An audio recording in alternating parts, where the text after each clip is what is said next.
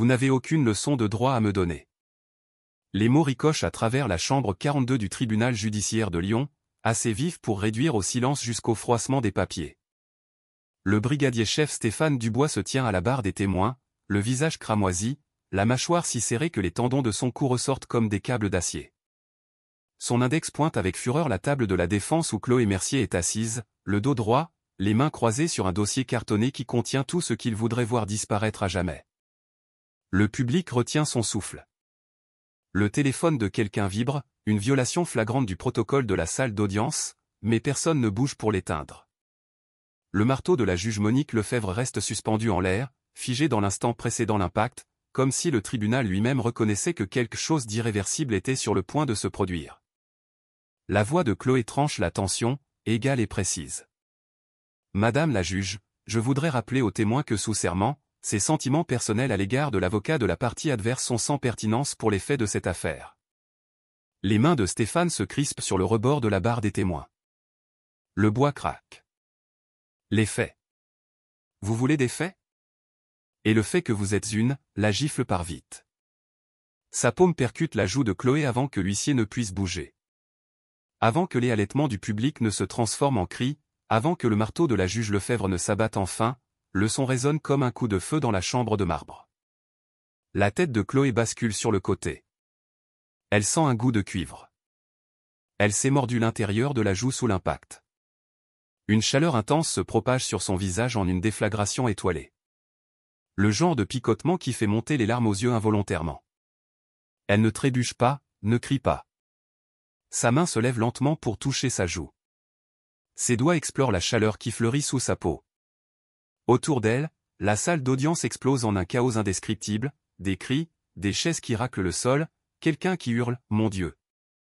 Mais tout cela lui semble lointain, assourdi, comme si elle était sous l'eau. Stéphane se jette en avant, sa masse corporelle franchissant la barre des témoins dans un mouvement rendu maladroit par la rage. Vous vous croyez meilleur qu'eux, son corps réagit avant que la pensée consciente ne se forme. Son poids se déplace sur la pointe des pieds. Ses mains se lèvent, non pas pour se recroqueviller en défense, mais dans un positionnement précis. Elle entre à l'intérieur de sa portée alors qu'il lance un autre coup, attrape son poignet tendu avec sa main gauche, son coude avec sa droite, rotation de la hanche, tire vers le bas et l'avant. Son élan fait le reste. La prise est un nippon-séouanage de manuel, une projection par l'épaule à un bras exécuté avec le genre de précision qui ne vient qu'après des milliers de répétitions. Stéphane bascule par-dessus son épaule. Ses 100 kilos de muscles et de fureur deviennent soudainement en apesanteur et s'écrasent sur la table de la défense. Les papiers explosent dans les airs comme des oiseaux effarouchés. Une carafe d'eau se brise sur le sol. Le bruit de son corps heurtant le bois résonne dans la chambre. Le silence s'installe, tranchant et absolu. Puis, des téléphones émergent des poches et des sacs à main dans tout le public. Une forêt d'appareils d'enregistrement avec de petites lumières rouges clignotant comme des yeux malveillants. L'huissier, Fabien Moreau, sort enfin de sa torpeur près de l'estrade du juge et se précipite vers Chloé, la main planant au-dessus du tasé sur sa ceinture. Madame, reculez.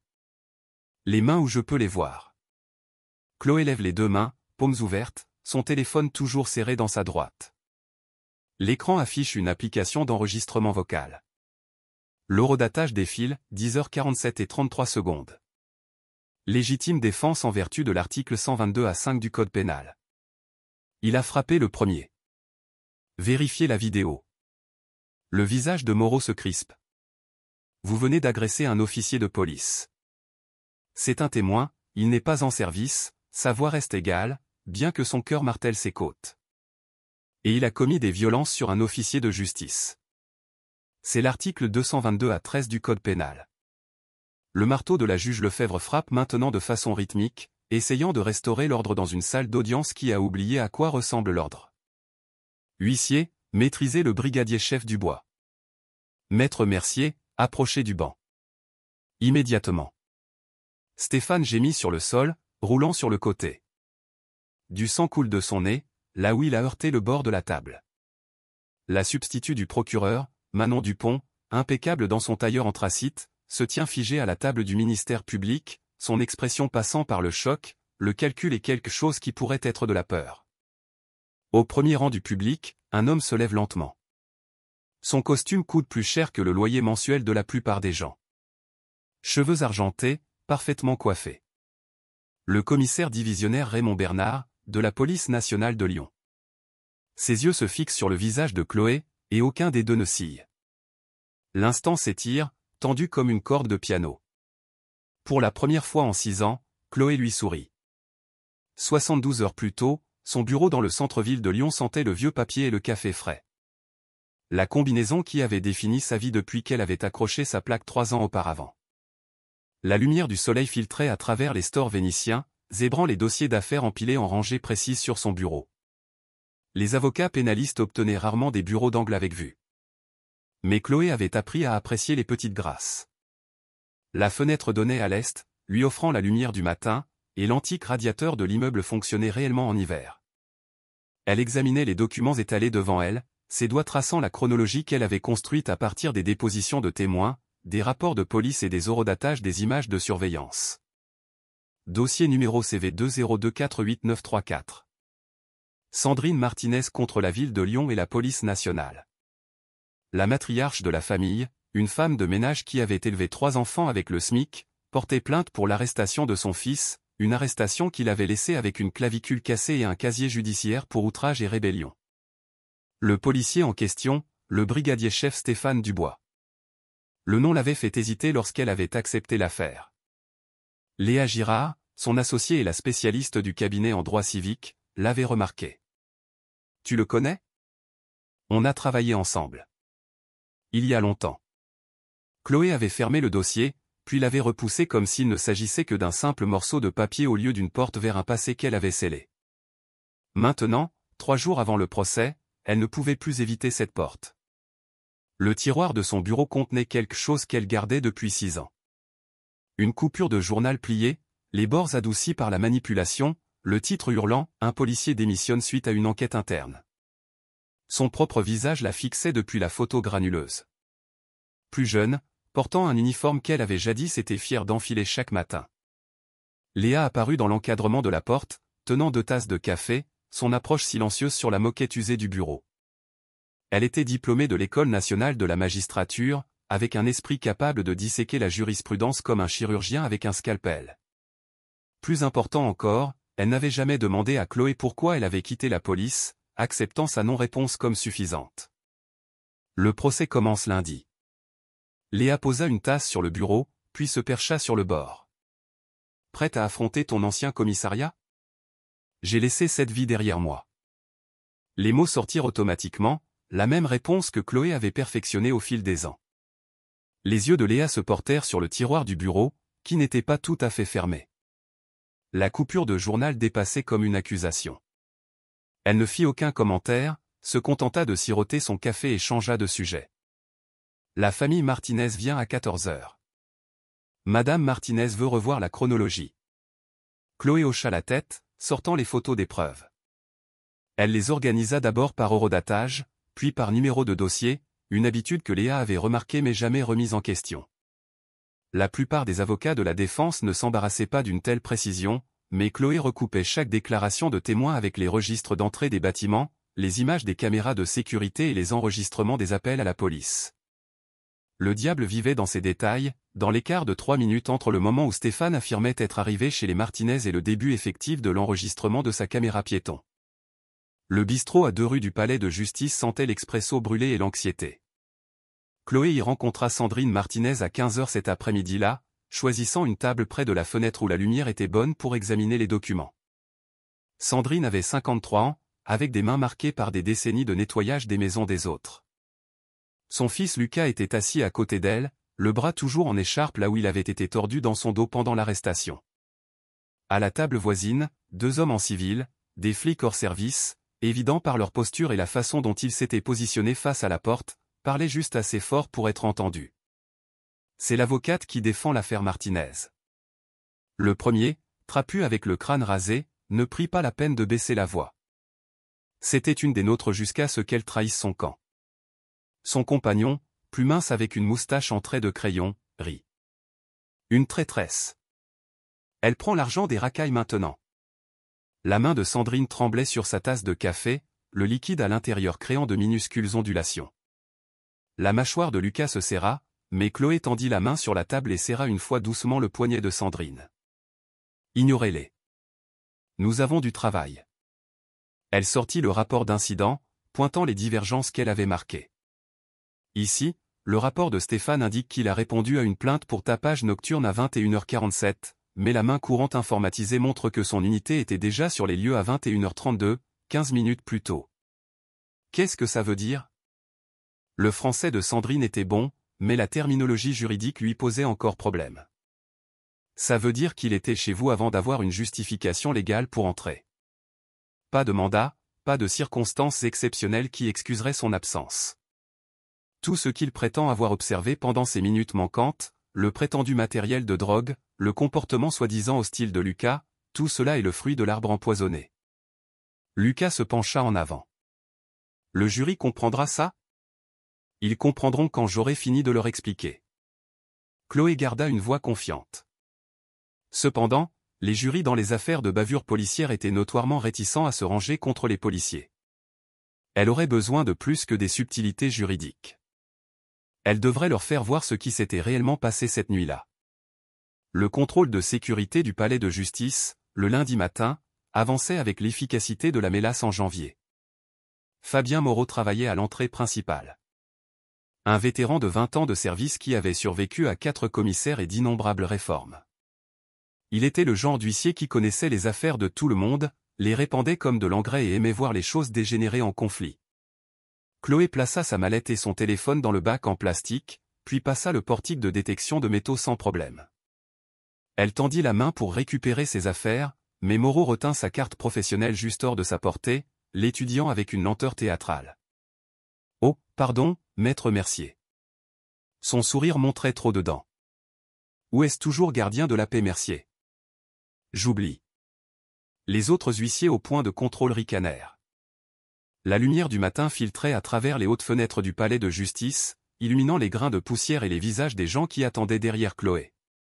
Tous observaient maintenant ce petit jeu de pouvoir. C'est maître Mercier. Elle garda sa voix neutre, professionnelle. Et j'ai besoin de ma carte pour entrer. Moreau examina la carte comme s'il n'avait jamais vu une carte d'avocat auparavant. C'est vrai, avocate. C'est drôle comme ça marche. Avant, vous faisiez respecter la loi. Maintenant, vous luttez contre elle. Il tenait la carte entre deux doigts, la balançant juste hors de sa portée. 3 secondes s'écoulèrent, marquées par le tic-tac régulier de l'horloge murale, avant qu'il ne la lâche enfin. Tenez, madame. Chloé prit la carte sans un mot et continua vers les ascenseurs. Léa l'attendait là, arrivée plus tôt par l'entrée des avocats. Moreau te cherche des noises? Rien de nouveau. Mais Chloé prit mentalement note de l'interaction, la classant avec les autres petites indignités qui s'accumulaient comme des intérêts sur une dette que personne ne voulait reconnaître. Le couloir du 3e étage bourdonnait d'activités pré-procès, des avocats négociant des plaidés coupables de dernière minute, des familles regroupées sur des bancs devant les salles d'audience, l'odeur perpétuelle de cire et de café rassis. La substitut du procureur Manon Dupont se matérialisa de la foule comme un requin émergeant d'eau trouble. Elle était tout ce que Chloé n'était pas. Diplôme de l'ENM bien en vue dans son bureau. Jamais perdu une affaire de bavure policière en 7 ans et possédait le genre de confiance qui vient de savoir que le système penche par défaut en sa faveur. Son tailleur coûtait probablement plus cher que toute la garde-robe de Chloé. Maître. Le sourire de Manon était professionnel, poli et totalement dépourvu de chaleur. J'ai examiné votre liste de témoins. Je dépose une requête pour exclure le témoignage du docteur Patterson. Son analyse de l'usage de la force dépasse le cadre des normes pour un témoin expert selon le code de procédure pénale. Chloé s'y attendait. Patterson était son atout majeur, un ancien instructeur de l'école de police devenu témoin expert qui pouvait expliquer au jury exactement comment et pourquoi certaines techniques de maîtrise violaient la doctrine de la police. Ses qualifications sont impeccables. 20 ans à former des policiers à la désescalade. Alors vous n'aurez aucun mal à défendre votre position lors de l'audience de demain. Les talons de Manon claquèrent sur le couloir, chaque pas précis comme un métronome, laissant Chloé debout sous la lumière artificielle avec le sentiment que cette affaire allait être plus difficile qu'elle ne l'avait anticipé.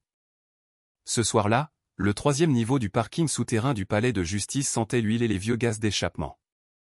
Les néons clignotaient au-dessus, projetant des ombres saccadées sur le béton. La vieille Citroën 2CV de Chloé attendait là où elle l'avait laissée ce matin, sauf que quelque chose n'allait pas. La voiture était plus basse que la normale, penchée d'un côté. Elle s'approcha lentement, le téléphone déjà sorti et l'appareil photo activé. Les 4 pneus avaient été lacérés. Des coupures nettes qui suggéraient un couteau plutôt qu'un vandalisme aléatoire. De la peinture en aérosol décorait le capot en lettres rouges rageuses. Traîtresse. Sa main resta stable tandis qu'elle photographiait les dégâts sous 6 angles, documentant les coupures, la peinture, la caméra de sécurité montée dans le coin, son voyant rouge ostensiblement éteint. Elle ouvrit l'application de notes de son téléphone, marqua les photos avec le niveau du parking, l'horodatage et la position de la caméra. Le travail de détail était automatique, une mémoire musculaire d'une autre vie. Personne d'autre n'occupait ce niveau. L'ascenseur sonna quelque part au loin. Chloé se tenait dans la flaque de lumière vacillante, regardant le mot que quelqu'un avait peint sur sa voiture, et sentit le poids familier de l'isolement s'abattre sur ses épaules. C'était ce qui arrivait quand on rompait les rangs. C'était le prix à payer. Elle appela un VTC et rentra chez elle. Mais le sommeil ne vint pas facilement. Son appartement semblait plus petit que d'habitude, les murs se refermant sur elle avec le poids de ce qu'elle était sur le point de faire. Entrer dans une salle d'audience et dénoncer l'un des leurs, sachant qu'il verrait tout cela comme une trahison plutôt que comme une recherche de responsabilité. Le lundi matin arriva avec un ciel clair et le genre de chaleur qui donnait à Lyon l'impression d'un four en préchauffage. La chambre 42 pouvait accueillir une centaine de personnes confortablement. Et aujourd'hui, chaque siège était occupé. La moitié du public portait du bleu. Policiers hors service, représentants syndicaux, partisans de Stéphane. L'autre moitié portait les couleurs de la famille Martinez, une mer de noir de deuil mêlée de rouge défiant. La communauté qui avait vu trop des siens disparaître dans le système. La juge Monique Lefebvre présidait, une femme dans la cinquantaine avancée avec des cheveux gris acier et une réputation de diriger sa salle d'audience avec une précision militaire. Elle était sur le banc depuis 15 ans et avait vu toutes les ruses du métier. Son expression suggérait qu'elle s'attendait à en voir plusieurs autres avant la fin de la journée. Stéphane Dubois entra, vêtu de son uniforme de cérémonie complet, bleu marine avec des insignes argentés, des rubans marquant les distinctions obtenues en 20 ans de service. L'uniforme était techniquement inapproprié. Les témoins étaient censés comparaître en civil pour ne pas influencer le jury, mais c'était une démonstration de force, une déclaration. « Je suis la loi. » Chloé se leva. « Madame la juge, je demande que le témoin se change en tenue civile. » Son uniforme est préjudiciable au jury et suggère une autorité qu'il ne possède pas dans ce contexte. Manon Dupont se leva avec aisance, sa réponse préparée. Le témoin est un brigadier-chef décoré avec une fiche de service exemplaire. Son uniforme reflète son dévouement à la sécurité publique et est pertinent pour sa crédibilité. La juge Lefebvre réfléchit, ses yeux passant de Chloé à Stéphane. Le calcul était visible. Donner raison à Chloé aliénerait tous les policiers dans le public, mais donner raison à Manon soutiendrait tacitement la tactique d'intimidation. Politique rejetée. Continuez, maître Mercier. Le jury entra, 12 visages représentant un échantillon de la population lyonnaise, bien que Chloé nota que la sélection avait curieusement éliminé tout juré potentiel ayant exprimé des opinions fortes sur la responsabilité policière. Drôle de coïncidence. Stéphane s'installa à la barre des témoins avec l'aisance de quelqu'un qui avait témoigné des centaines de fois. Il comprenait l'aspect théâtral, comment orienter son corps vers le jury, comment établir un contact visuel sans paraître agressif. Manon le guida à travers son parcours, 22 ans dans la police, des citations pour bravoure, une formation en gestion de crise et en désescalade. À la fin de l'interrogatoire principal, Stéphane ressemblait à un candidat à la sainteté. Chloé se leva pour le contre-interrogatoire, rassemblant ses notes avec un soin délibéré. La salle d'audience se tut, ce silence particulier qui précède la confrontation. « Bonjour, brigadier-chef Dubois. » Sa voix portait facilement dans la chambre de marbre. Vous avez répondu à une plainte pour tapage nocturne au 4738 rue des Coquelicots le 14 mars 2023. Est-ce exact? La mâchoire de Stéphane se contracta légèrement, mais sa voix resta professionnelle. C'est exact. Votre rapport d'incident indique que vous êtes arrivé à 21h47. Elle brandit le document, laissant le jury voir l'horodatage. Pouvez-vous confirmer que c'est ce que vous avez écrit? Oui. Et ce rapport a été déposé combien de temps après l'incident? Le protocole standard est dans les 24 heures. Je l'ai déposé le lendemain matin. Chloé se dirigea vers la table des pièces à conviction, prit un document différent. Ceci est l'extrait de la main courante informatisée, obtenu via une demande CADA.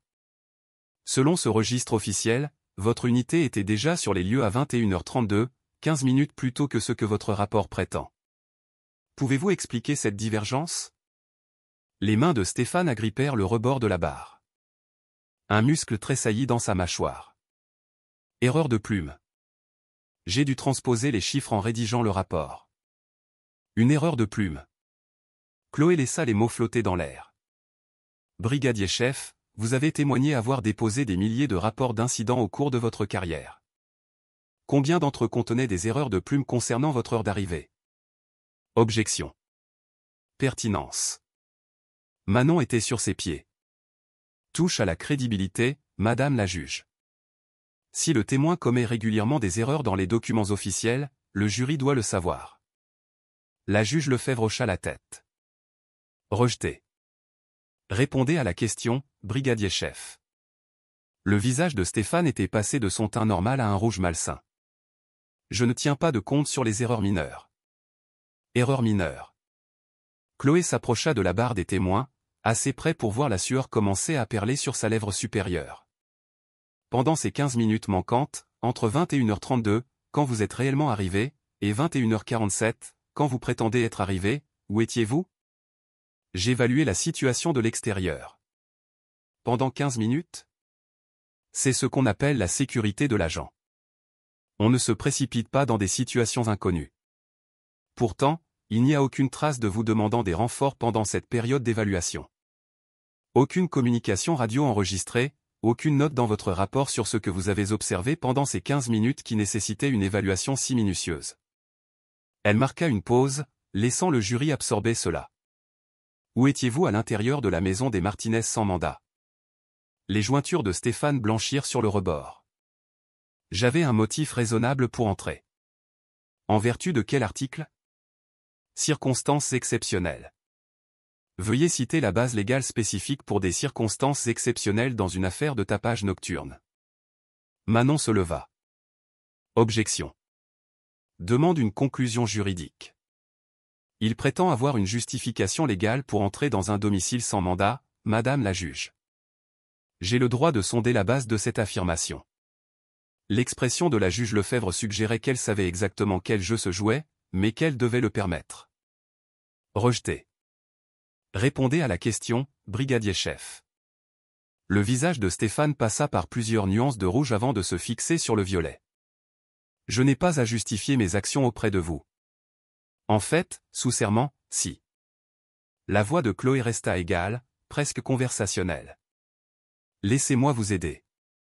Le code de procédure pénale exige que des circonstances exceptionnelles existent lorsque les policiers entrent sans mandat. Ces circonstances doivent impliquer un danger immédiat pour la vie ou des dommages graves aux biens. Une plainte pour tapage, des voisins signalant de la musique forte, ne répond pas à ce seuil, n'est-ce pas? Vous n'avez aucune leçon de droit à me donner.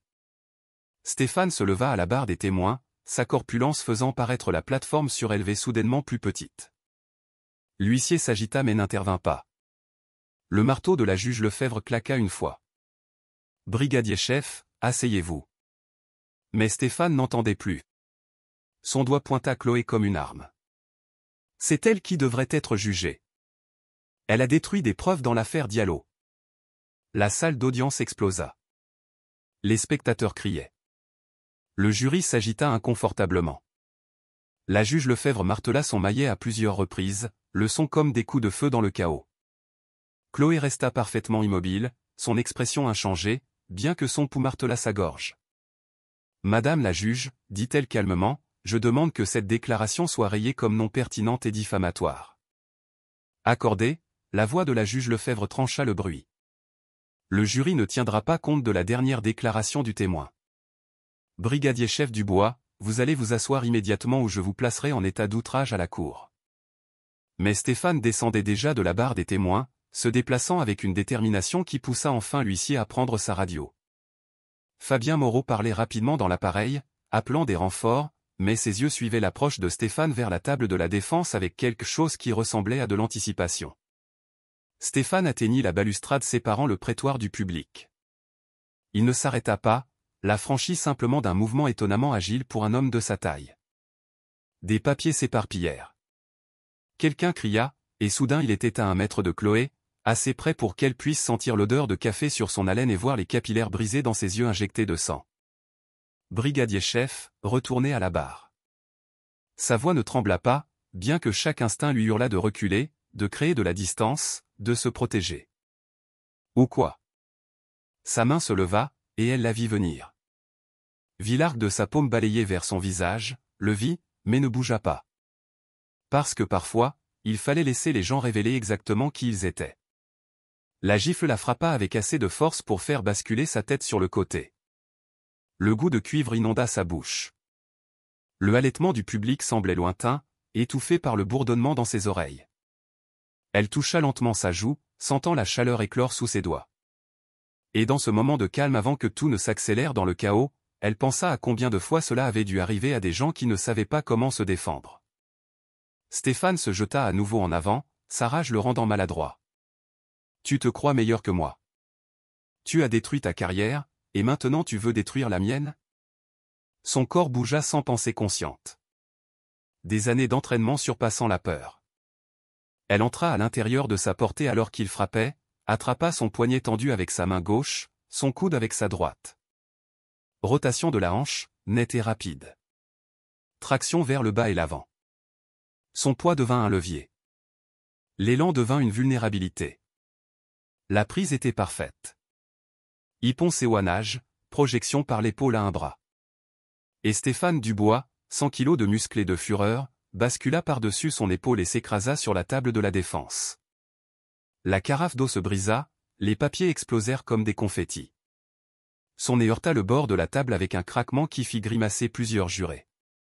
Le silence qui suivit fut absolu, le genre de calme qui ne vient qu'après que la violence a perturbé le mince vernis de la civilisation. Puis des téléphones émergèrent des poches dans tout le public, une forêt d'appareils d'enregistrement avec des lumières rouges clignotantes. Moreau se précipita en avant, la main planant au-dessus de son tasé. « Madame, reculez. Les mains où je peux les voir. » Chloé leva les 2 mains, paumes ouvertes. Son téléphone était toujours dans sa main droite. L'application d'enregistrement vocal affichait un horodatage, 10h47 et 33 secondes. Légitime défense en vertu de l'article 122A5 du Code pénal. Il a frappé le premier. Vérifiez la vidéo. Le visage de Moreau passa par plusieurs expressions avant de se fixer sur une colère défensive. Vous venez d'agresser un officier de police. Il est témoin, pas en service actif, et il a violenté un auxiliaire de justice. C'est l'article 222A13. Elle garda sa voix égale, bien que ses mains aient commencé à trembler maintenant que l'adrénaline retombait. Je demande que l'agression soit consignée au procès-verbal. Le marteau de la juge Lefebvre tomba comme le tonnerre. Huissier, maîtrisez le brigadier chef Dubois. Maître Mercier, approchez du banc. Madame la substitut, vous aussi. Maintenant. La conférence au prétoire se déroula en chuchotements assez durs pour porter leur propre violence. La juge Lefebvre se pencha en avant, sa voix basse mais furieuse. Maître, vous venez de projeter un policier dans ma salle d'audience. Il m'a frappé le premier, madame la juge. J'ai utilisé une force proportionnée pour empêcher d'autres violences. La joue de Chloé la lançait, mais elle garda une posture droite. Manon vit son ouverture. C'est un motif d'annulation du procès. Le jury a été irrémédiablement influencé par ce spectacle. Le témoin de l'accusation a commis un crime en pleine audience. Chloé se tourna pour faire face directement à Manon. Ce n'est pas un motif d'annulation. C'est un motif pour son arrestation et la mise en cause de sa crédibilité. La juge Lefebvre ferma brièvement les yeux, et à cet instant, elle parut avoir chacun de ses 58 ans. Je suspends l'audience. Huissier, escortez le brigadier chef Dubois en cellule de dégrisement. Maître Mercier, vous ne quittez pas ce bâtiment tant que nous n'aurons pas pris votre déposition. Madame la substitut, contactez votre parquet et informez-les que nous avons une situation. Chloé retourna à la table de la défense où Léa était assise, les yeux écarquillés, tenant toujours un stylo qui s'était figé en pleine note. C'était nécessaire. Chloé ramassa les papiers épars, les réorganisant en piles précises. Ses mains tremblaient encore légèrement, mais elle les força à se calmer. Il a montré au jury exactement qui il est. La zone de détention du palais de justice sentait le désinfectant et la vieille peur. Chloé était assise dans une salle de conférence sans fenêtre, faisant sa déposition à la brigadier-chef Patricia Dubois de l'IGPN, une femme dans la quarantaine avec des yeux fatigués et la manière prudente de quelqu'un qui en avait trop vu et trop peu rapporté. La brigadier-chef Dubois examina les images de la caméra piéton de Moreau, qui avait tout capturé sous 3 angles. Elle regarda la gifle, la projection, les suites. La regarda 2 fois. Puis elle posa la tablette et regarda Chloé avec une expression qui tenait à la fois de la lassitude et de quelque chose qui aurait pu être du respect. Cette projection, c'était du judo d'école de police de Manuel. Elle garda sa voix neutre, professionnelle. Où avez-vous appris ça? Cours de self-défense. Le mensonge Vincent Heur. Pratiqué pendant des années de déviation. Bien sûr. Cours de self-défense. La brigadier-chef Dubois n'insista pas, mais ses yeux disaient qu'elle savait mieux. Elle prit une note sur son rapport, puis leva de nouveau les yeux. Officieusement, et ça reste entre nous, Stéphane Dubois a 3 plaintes pour usage excessif de la force dans son dossier. 2 classées sans suite, une confirmée, mais sans sanction. Ceci pourrait être l'incident qui le coince enfin. Je ne cherche pas à détruire sa carrière. Et c'était vrai. Principalement. Chloé voulait la responsabilité, pas la vengeance. La distinction comptait, même si personne d'autre ne la verrait. Peut-être pas. La brigadier-chef Dubois ferma son carnet. Mais vous venez de vous faire beaucoup d'ennemis. Le syndicat va se battre férocement. Il protège les leurs. À 14 heures, la vidéo était devenue virale. Léa montra à Chloé les chiffres sur son téléphone. Post Twitter avec 847 000 vues. Version TikTok avec 1,2 million. Fil de discussion Reddit avec 12 000 votes positifs et ça continuait. Les titres variaient, une avocate projette un flic au tribunal, elle a DIT, vérifier la vidéo, avocate lyonnaise contre policier, l'analyse complète. Mais le message était universel. C'était exactement le genre de drame judiciaire dont les gens raffolaient. Le téléphone de Léa n'arrêtait pas de vibrer avec des demandes des médias. BFM TV veut une interview. France Info aussi. CNews offre l'exclusivité si vous passez ce soir. Aucun commentaire. Chloé fixa l'écran du téléphone, montrant son propre visage figé dans l'instant après la gifle, la mâchoire serrée, les yeux durs. Elle se reconnaissait à peine. C'est bon pour l'affaire. L'opinion publique compte. Le procureur subira des pressions pour « l'opinion publique ne gagne pas les procès », Léa. Les preuves, si. Chloé rendit le téléphone. On se concentre sur la preuve que Stéphane a violé les droits de la famille Martinez. Tout le reste n'est que du bruit. Mais le bruit avait une façon de devenir un signal. Au moment où Chloé quitta le palais de justice à 19 h ce soir-là, les journalistes grouillaient sur les marches d'entrée. Des microphones tendus comme des doigts accusateurs. Elle se fraya un chemin à travers la foule sans un mot, la tête baissée, sa mallette tenue devant elle comme un bouclier. Au bord du trottoir, une berline noire attendait, vitre teintée reflétant la lumière mourante du soleil. Alors que Chloé passait, la vitre arrière s'abaissa avec un murmure électrique. Le commissaire divisionnaire Raymond Bernard était assis sur la banquette arrière, cheveux argentés parfaits, costume cher impeccable malgré la chaleur. Il ressemblait à l'argent, au pouvoir et à tout ce que Chloé avait abandonné. Maître Mercier un instant. Elle aurait dû continuer à marcher, aurait dû héler le VTC qu'elle avait appelé et disparaître dans le trafic du soir. Au lieu de cela, elle se retrouva à s'approcher de la voiture, attirée par la gravité d'affaires inachevées. Commissaire. C'était toute une performance aujourd'hui. On appelle ça de la légitime défense. Impressionnant comme vous avez réussi à projeter un homme 2 fois plus lourd que vous sans verser une goutte de sueur. Il a frappé le premier. La vidéo est claire. Oh, j'ai vu la vidéo. Tout le monde l'a vue. C'est ça le problème. Les doigts de Bernard tambourinaient sur la coudoir en cuir. Vous faites passer Stéphane pour un imbécile. Et par extension, vous donnez une mauvaise image du service. Comprendre les conséquences n'a jamais été votre point fort. Les mots portaient un poids au-delà de leur signification superficielle. Ils savaient tous les deux à quoi ils faisaient référence, l'affaire qui avait mis fin à sa carrière en bleu et commencé sa carrière dans les prétoires. Stéphane est une tête brûlée, mais c'est ma tête brûlée. La voix de Bernard Bessa devint presque conversationnelle. Abandonnez l'affaire. Laissez tomber la famille Martinez. D'autres avocats peuvent s'occuper de leur plainte. Pas question. Son sourire s'effaça. Alors je suppose que nous nous reverrons bientôt. Et Chloé, vous ne portez plus l'uniforme. Vous n'avez pas la protection que vous croyez avoir. La vitre remonta, coupant toute réponse. La berline s'inséra dans la circulation, laissant Chloé debout sur le trottoir alors que le soleil se couchait et que les lumières de la ville commençaient leur floraison nocturne. Elle la regarda disparaître au coin d'une rue, puis monta enfin dans son VTC. Cette nuit-là, son appartement sembla plus petit que d'habitude, les murs se refermant sur elle avec le poids de tout ce qui n'avait pas été dit. Elle essaya de travailler sur la préparation du procès, relisant les dépositions et les notes de contre-interrogatoire, mais les mots se brouillaient. Finalement, elle abandonna et ouvrit son ordinateur portable pour vérifier ses emails. Le message arriva à 23h03. Expéditeur listé comme conseil amical 2022@protonmail.com.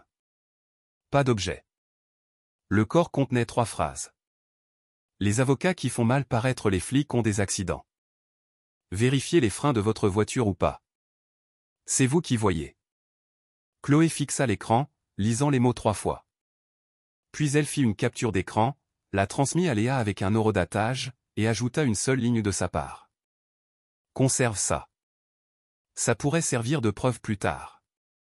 Elle ferma l'ordinateur et s'assit dans l'obscurité de son salon, écoutant la symphonie nocturne de la ville, des sirènes au loin, des voisins se disputant à travers les murs fins, le goutte-à-goutte régulier d'un robinet qui avait besoin d'être réparé.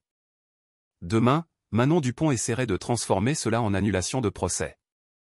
Le syndicat de police tiendrait une conférence de presse pour la dénoncer, et quelque part dans la ville, des gens qu'elle avait autrefois appelés collègues décidaient jusqu'où ils iraient pour protéger l'un des leurs. Le sommeil vint finalement, agité et peuplé de rêves de salles d'audience s'étirant à l'infini, de témoins parlant des langues qu'elle ne pouvait comprendre, et du son d'un marteau qui ne tombait jamais tout à fait. Le mardi matin apporta la contre-offensive de Manon. Elle avait demandé une réunion au parquet, ce qui était inhabituel car les avocats de la défense visitaient rarement le territoire de l'accusation, mais Chloé accepta. Parfois, il fallait entrer dans la fosse au lion pour comprendre ce que l'on combattait vraiment. Le bâtiment du parquet de la République occupait un emplacement de choix dans le centre-ville. Tout en verre et en acier, reflétant le soleil du matin. Le bureau de Manon était au 8e étage. Vue d'angle, décoré avec le genre de minimalisme de bon goût qui criait décorateur d'intérieur cher. Des diplômes tapissaient un mur, ENM, Sciences Po, stage dans un cabinet prestigieux, le CV de quelqu'un qui n'avait jamais eu à se battre pour quoi que ce soit. Manon était assise derrière son bureau, les doigts joints, l'expression neutre. Je vous propose un accord. Classez l'affaire Martinez. En échange, nous n'engagerons pas de poursuite contre vous pour agression sur le brigadier chef Dubois. Chloé resta debout, mallette à la main. Il m'a agressé. Vous avez la vidéo sous plusieurs angles. Nous avons une vidéo de vous projetant un officier de police à travers une table. L'interprétation dépend de quel avocat est le meilleur. Le sourire de Manon était étudié, professionnel. Et je suis très bonne dans mon travail. Est-ce une menace? C'est un retour à la réalité. Le Conseil de l'ordre n'aime pas les avocats qui en viennent aux mains au tribunal, même en légitime défense. Une enquête pourrait prendre des mois. Pendant ce temps, vous seriez suspendu. Vos clients en souffriraient. Votre cabinet aurait des difficultés. Elle marqua une pause, laissant les implications s'installer. Ou vous pourriez abandonner une affaire et reprendre votre vie. Les mains de Chloé se resserrèrent sur la poignée de sa mallette. Les accords qui m'obligent à abandonner mes clients ne m'intéressent pas. Alors j'espère que vous avez une bonne assurance responsabilité civile. Manon se leva, signalant la fin de la réunion. Une dernière chose. Votre dossier personnel de la police nationale, un examen d'irrégularité est en cours. Quelqu'un l'a demandé via la CADA. Je pensais que vous aimeriez le savoir. Les mots la frappèrent comme un coup de poing. Les dossiers du personnel étaient censés être confidentiels, sauf demande spécifique, et même alors, certaines sections restaient caviardées pour protéger la vie privée. Quelqu'un qui fouillait dans son dossier signifiait que quelqu'un voulait savoir pourquoi elle avait quitté la police. Qui l'a demandé? Le sourire de Manon devint acéré. Demandeur anonyme. Mais le commissaire Bernard m'a mis en copie de l'autorisation de communication. Drôle de coïncidence. Chloé partit sans un autre mot, prenant l'ascenseur pour descendre 8 étages tandis que son esprit parcourait les implications. S'il communiquait son dossier, l'affaire Diallo deviendrait publique. La plainte qu'elle avait déposée contre Bernard serait exposée, et la raison pour laquelle Stéphane avait été chargé d'enquêter, la raison pour laquelle sa plainte avait été classée sans suite, deviendraient les gros titres de demain. Cette nuit-là, seule dans son appartement, Chloé ouvrit le tiroir de bureau qu'elle avait évité. Sous la coupure de journal annonçant sa démission se trouvait quelque chose qu'elle n'avait pas regardé depuis des années, une photographie. Elle, à 29 ans, en uniforme complet de la police nationale, debout à côté de Stéphane Dubois, tous deux souriants, fiers, portant des médailles assorties pour les nominations aux policiers de l'année 2018. La porte s'ouvrit sans qu'elle l'entende. Léa se tenait à l'entrée, l'inquiétude gravée sur son visage. « Tu ne m'as jamais dit que vous aviez travaillé ensemble. » C'était il y a longtemps. Chloé ferma le tiroir, mais le mal était fait. Le passé l'avait finalement rattrapé. Que s'est-il passé? La question flottait dans l'air, lourde de 6 ans de silence. Chloé regarda son associé, son ami. La femme qui n'avait jamais insisté pour des réponses qu'elle méritait clairement. Les mots vinrent lentement, prudemment, comme si on retirait des éclats d'obus d'une blessure qui n'avait jamais correctement cicatrisé. J'ai appris que certains coéquipiers se soucient plus de l'insigne que du serment. Léa attendit, comprenant que parfois c'était toute l'explication que quelqu'un pouvait donner. Elle n'insista pas, hocha simplement la tête une fois et partit, refermant doucement la porte derrière elle. Chloé resta assise dans l'obscurité, la photographie toujours visible dans son esprit. Elle et Stéphane, épaule contre épaule, croyant qu'ils étaient du même côté, avant qu'elle n'apprenne que la loyauté pouvait être une arme, que le silence pouvait être exigé, que choisir la vérité plutôt que la fraternité faisait de vous une traîtresse à tout ce que l'uniforme représentait. L'enveloppe Chronopost arriva le mercredi après-midi, une épaisse enveloppe Kraft lourde du poids des documents officiels. Chloé la signa, la porta à son bureau et l'ouvrit avec le soin de quelqu'un qui désamorce une bombe. À l'intérieur, demande CADA numéro 2024 à 2194, satisfaite. Le dossier IGPN de Stéphane Dubois, lourdement caviardé, avec des barres noires couvrant les noms et les détails sensibles, mais il en restait assez pour brosser un tableau. 2017, plainte numéro 17-0483, usage excessif de la force. Décision, sans suite. Le plaignant ne s'est pas présenté pour l'entretien de suivi. 2018, plainte numéro 18 à 1122, profilage racial lors d'un contrôle routier. Décision, relax. Les actions du policier étaient conformes à la doctrine du service. 2019, plainte numéro 19 à 2657, falsification de preuves.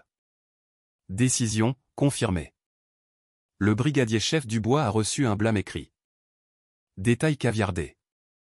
Enquêteur, caviardé. Chloé fixa cette dernière entrée. Ils avaient caviardé le nom de l'enquêteur, ce qui était inhabituel. Les noms des enquêteurs étaient généralement publics, sauf s'ils faisaient eux-mêmes l'objet d'une enquête. Elle feuilleta le dossier à la recherche du rapport d'enquête lui-même, mais ces pages manquaient entièrement. Juste la page de garde avec le numéro de dossier et la décision finale. Léa apparut par-dessus son épaule. Ils ont caviardé le nom de l'enquêteur. Ce n'est pas la procédure standard. Non, ça ne l'est pas. Chloé prit une note sur son téléphone. Sauf si l'enquêteur fait l'objet d'une autre enquête ou si quelqu'un d'influent voulait cacher son implication. Ou les deux. Léa tira une chaise. C'était quelle affaire? Falsification de preuves en 2019. 2019. L'année où Chloé avait quitté la police. L'année de la fusillade de Kylian Diallo. L'année où tout s'était effondré. Elle ne le dit pas à voix haute, mais Léa était assez intelligente pour lire entre les lignes. Les archives du palais de justice occupaient le sous-sol, un labyrinthe de classeurs et de boîtes d'archives qui sentaient le vieux papier et les néons. La greffière en chef Thérèse Bertrand y travaillait depuis 30 ans, assez longtemps pour se souvenir de l'époque où tout était encore sur papier et où l'on pouvait perdre un dossier simplement en le classant dans le mauvais tiroir. Chloé présenta sa demande de communication des images de la caméra piéton de Stéphane de l'incident Martinez. Thérèse l'examina avec l'attention méticuleuse de quelqu'un qui avait vu toutes les astuces utilisées par les avocats pour accéder à des dossiers auxquels ils n'avaient pas droit. Cela prendra quelques jours. Elle tamponna la demande avec une date à 3 jours ouvrables. Les images des caméras piétons sont maintenant stockées hors site. Coupe budgétaire. Le Code des relations entre le public et l'administration exige une réponse dans un délai d'1 mois, mais permet un traitement accéléré. Chloé garda sa voix polie mais ferme. Je suis dans mon droit de demander un traitement accéléré. L'expression de Thérèse changea, devint plus réservée. Elle jeta un coup d'œil autour de la salle d'archives vide, puis se pencha plus près, baissant la voix. Entre vous et moi. Quelqu'un a déjà demandé ces images la semaine dernière, mais le fichier est revenu corrompu. Tout n'est que statique et écran noir. Qui l'a demandé? Je ne peux pas le dire officiellement. Les yeux de Thérèse se tournèrent vers la porte, vérifiant qu'il n'y avait pas d'oreilles indiscrètes. Mais il avait un badge de l'IGPN. Elle fit glisser un post-it sur le comptoir, puis s'occupa de classer des papiers comme si la conversation n'avait jamais eu lieu. Chloé empocha le mot sans le regarder, remercia Thérèse et partit. Ce n'est que lorsqu'elle fut de retour dans le parking souterrain, un autre cette fois, après l'incident des pneus lacérés, qu'elle lut ce que Thérèse avait écrit. Brigadier-chef P. Dubois. La même femme qui l'avait interrogée après l'incident au tribunal, la même personne qui avait mentionné les précédentes plaintes pour usage excessif de la force de Stéphane. Chloé sortit son téléphone et composa le numéro que la brigadier-chef Patricia Dubois lui avait donné. 3 sonneries, puis, Dubois. Brigadier-chef, c'est Chloé Mercier. Je crois comprendre que vous avez demandé les images de la caméra piéton de l'incident Martinez. Une pause assez longue pour que Chloé entende des papiers se froisser en arrière-plan. Oui, je l'ai fait. Dans le cadre de mon enquête sur l'agression au tribunal. Et oui, elles sont revenues corrompues. Pratique, non. Qui gère le stockage des preuves numériques? L'unité de gestion des scellés. Mais voilà le truc. La voix de la brigadier-chef Dubois baissa, devint plus prudente. J'ai vérifié le registre de la chaîne de possession. Les images ont été consultées 3 fois après l'incident. 2 fois par le superviseur de l'unité pour une maintenance de routine. 1 fois par quelqu'un avec des droits d'administrateur. Le pouls de Chloé s'accéléra. Qui a des droits d'administrateur? Les capitaines et au-dessus. Les commissaires divisionnaires et le directeur lui-même.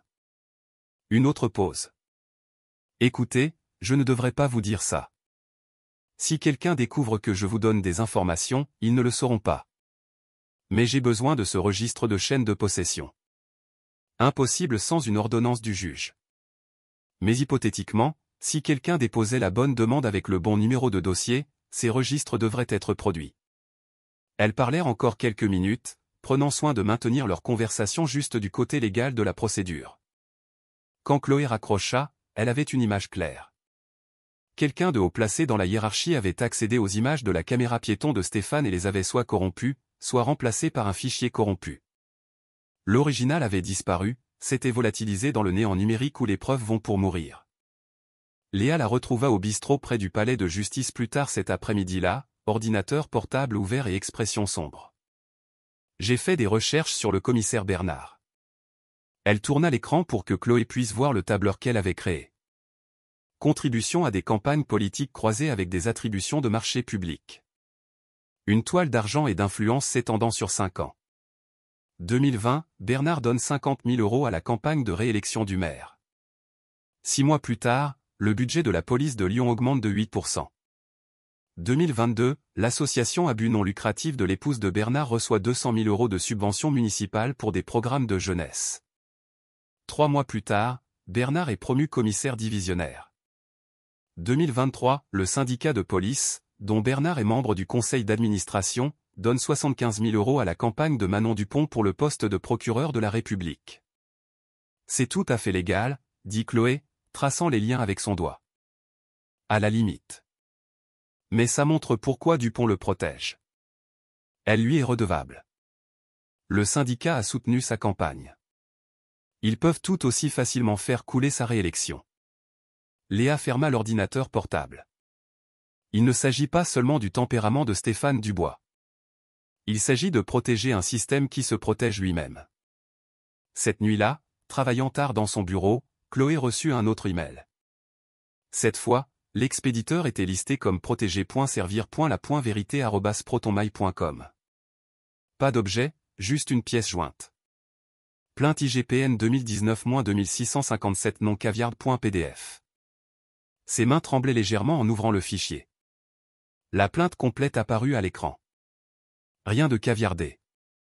Tout exposé à la lumière pour la première fois en 6 ans. Plaignante, gardien de la paix Chloé Mercier, matricule 4471. Sujet, commissaire divisionnaire Raymond Bernard, matricule 1001. Allégation, obstruction à la justice, complicité pour dissimulation de preuves dans une affaire de tir policier, dossier numéro 20 190 856. Enquêteur, brigadier-chef Stéphane Dubois. Décision, la plaignante n'a pas fourni de preuves suffisantes pour étayer ses allégations.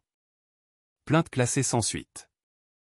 Le gardien de la paix Mercier est placé en congé administratif en attente d'une évaluation psychiatrique sur recommandation de l'enquêteur. Les mots se brouillèrent.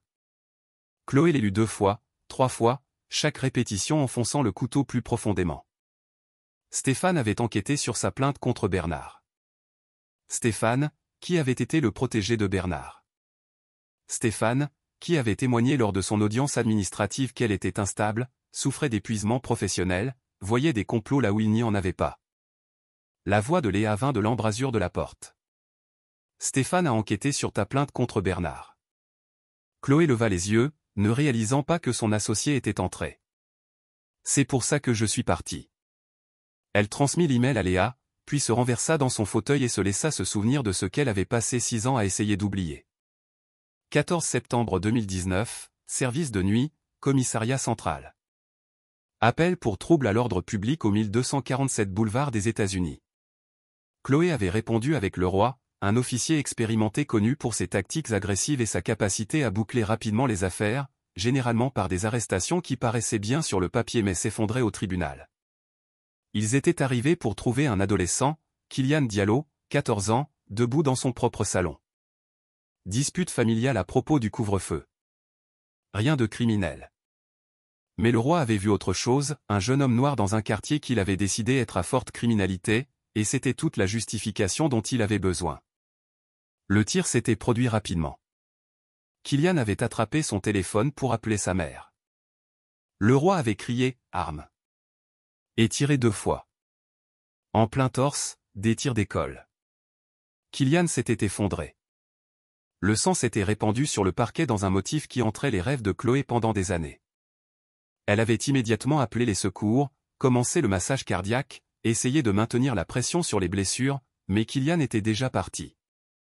Et pendant qu'elle s'activait, elle observait Leroy du coin de l'œil, le regardait sortir quelque chose de sa poche et le placer près de la main tendue de Kylian. Un couteau.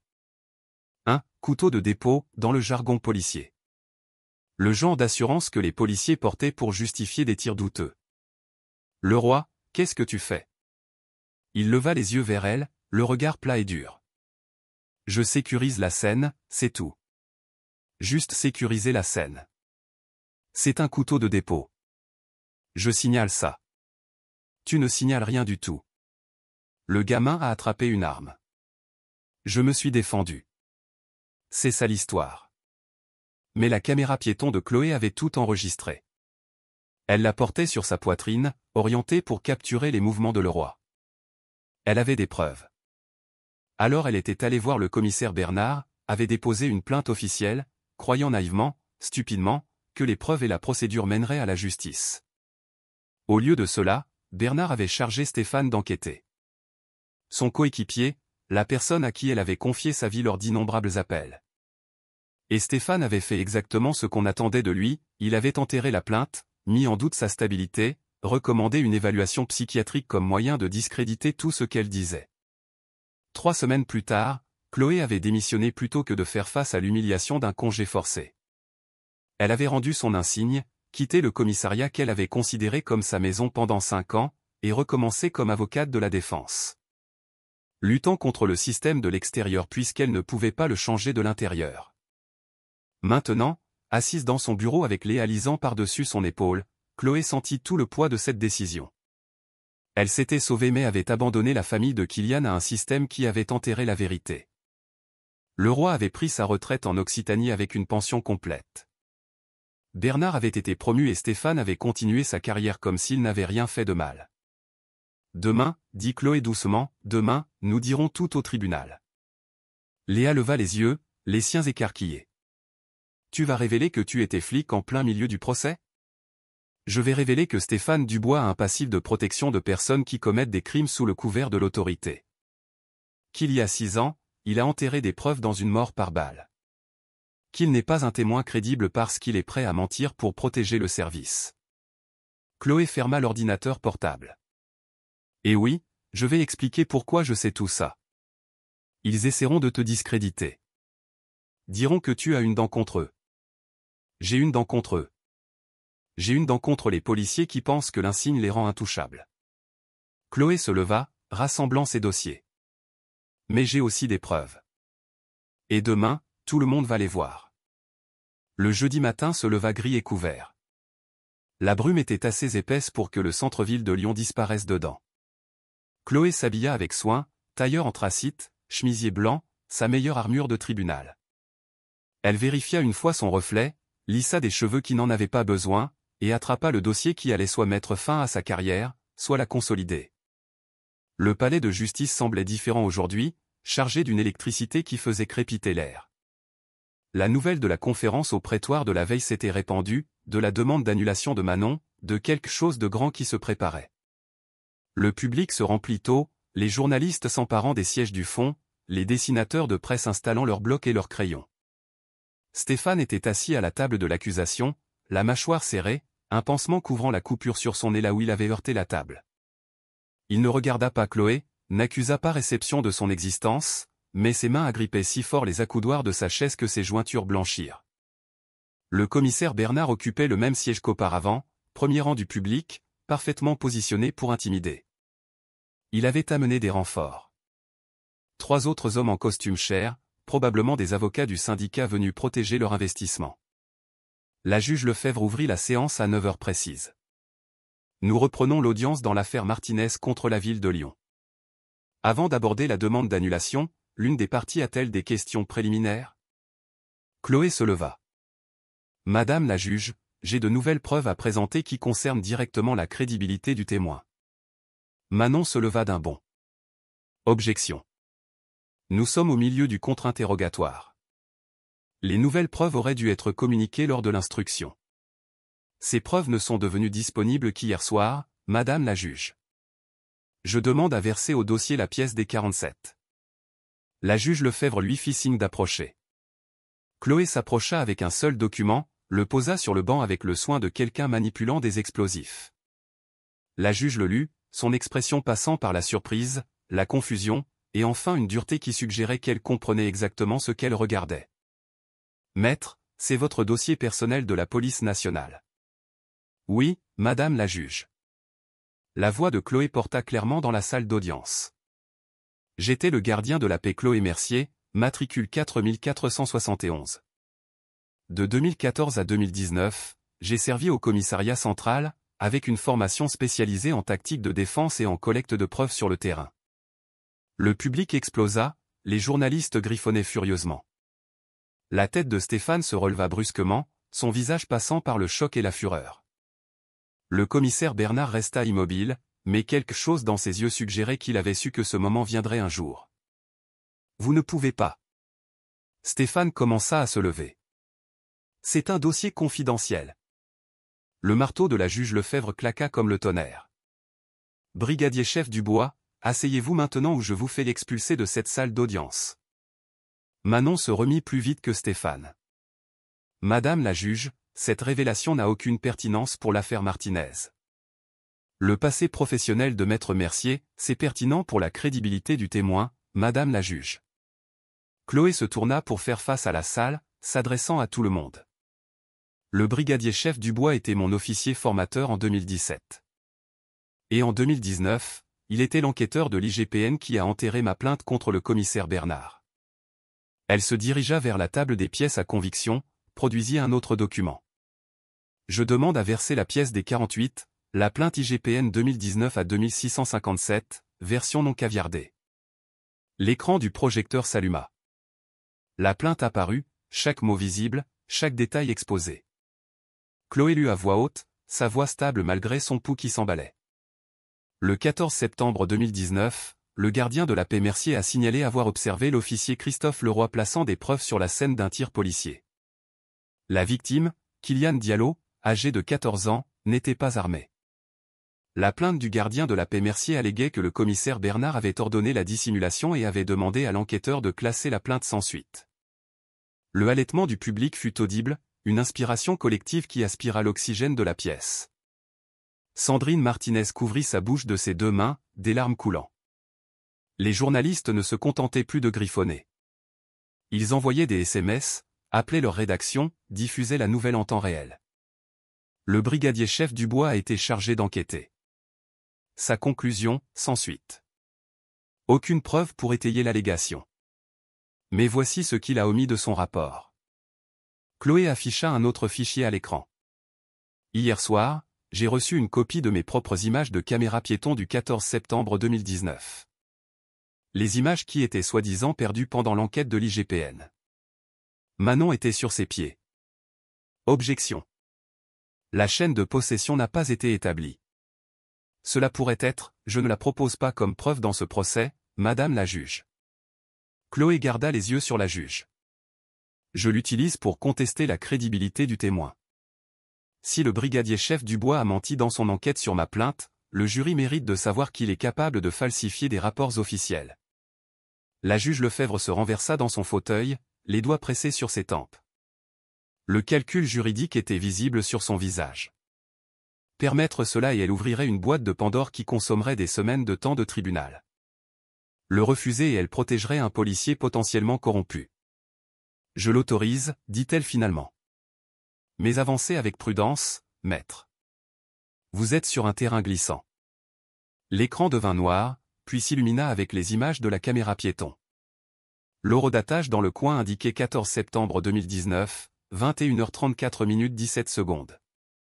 La voix de Chloé servait de narration. Ce sont mes images de la nuit où Kylian Diallo a été tué. Horodatage 21h34. Ma voiture de patrouille arrive au 1247 boulevard des États-Unis. Les images montraient la perspective de Chloé approchant d'une maison modeste.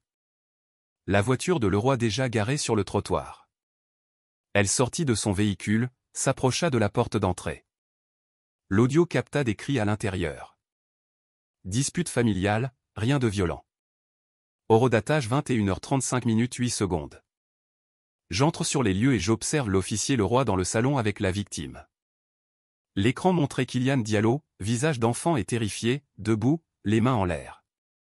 Leroy avait son arme sortie, hurlant des ordres. Kylian tendait la main vers sa poche, lentement, prudemment, sortant un téléphone portable. Arme. La voix de Leroy craqua dans les haut-parleurs. 2 coups de feu. Kylian s'effondra.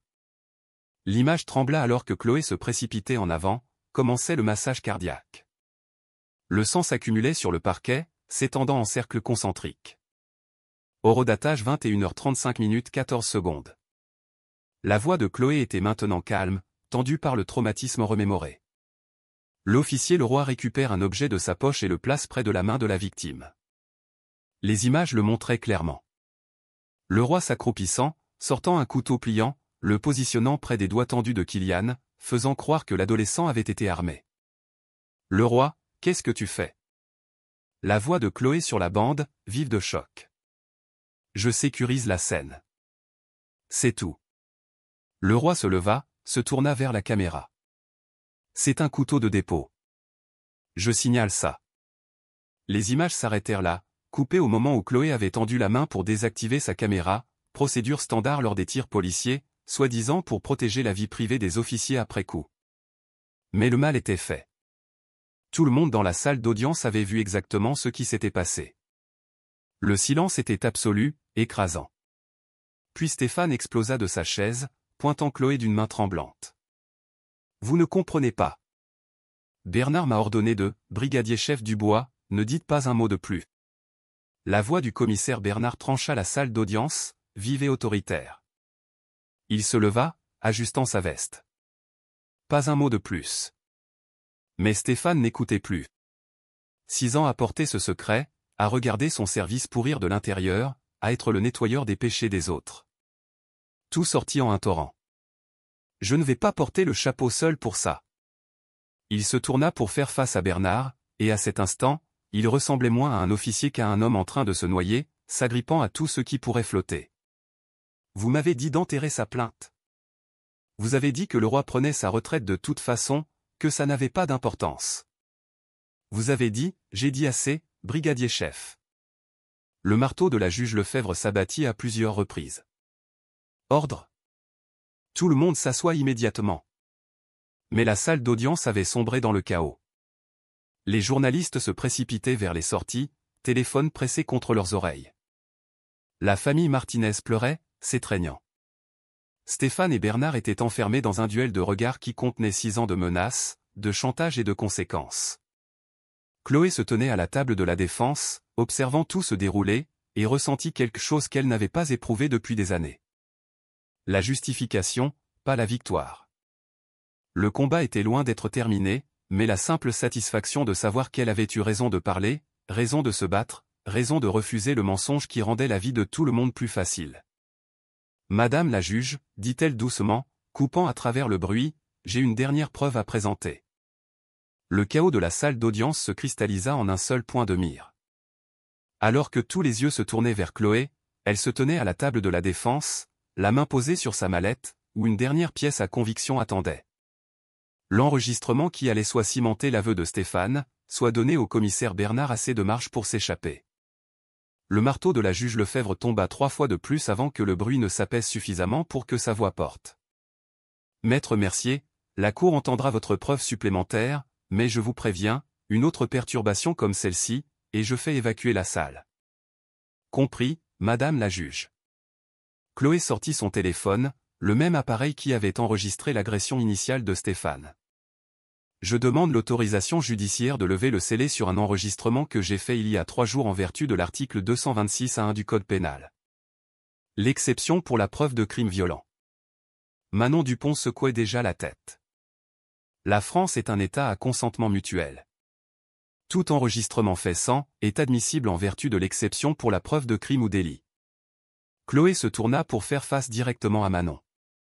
J'avais des soupçons raisonnables que le commissaire Bernard conspirait pour entraver la justice.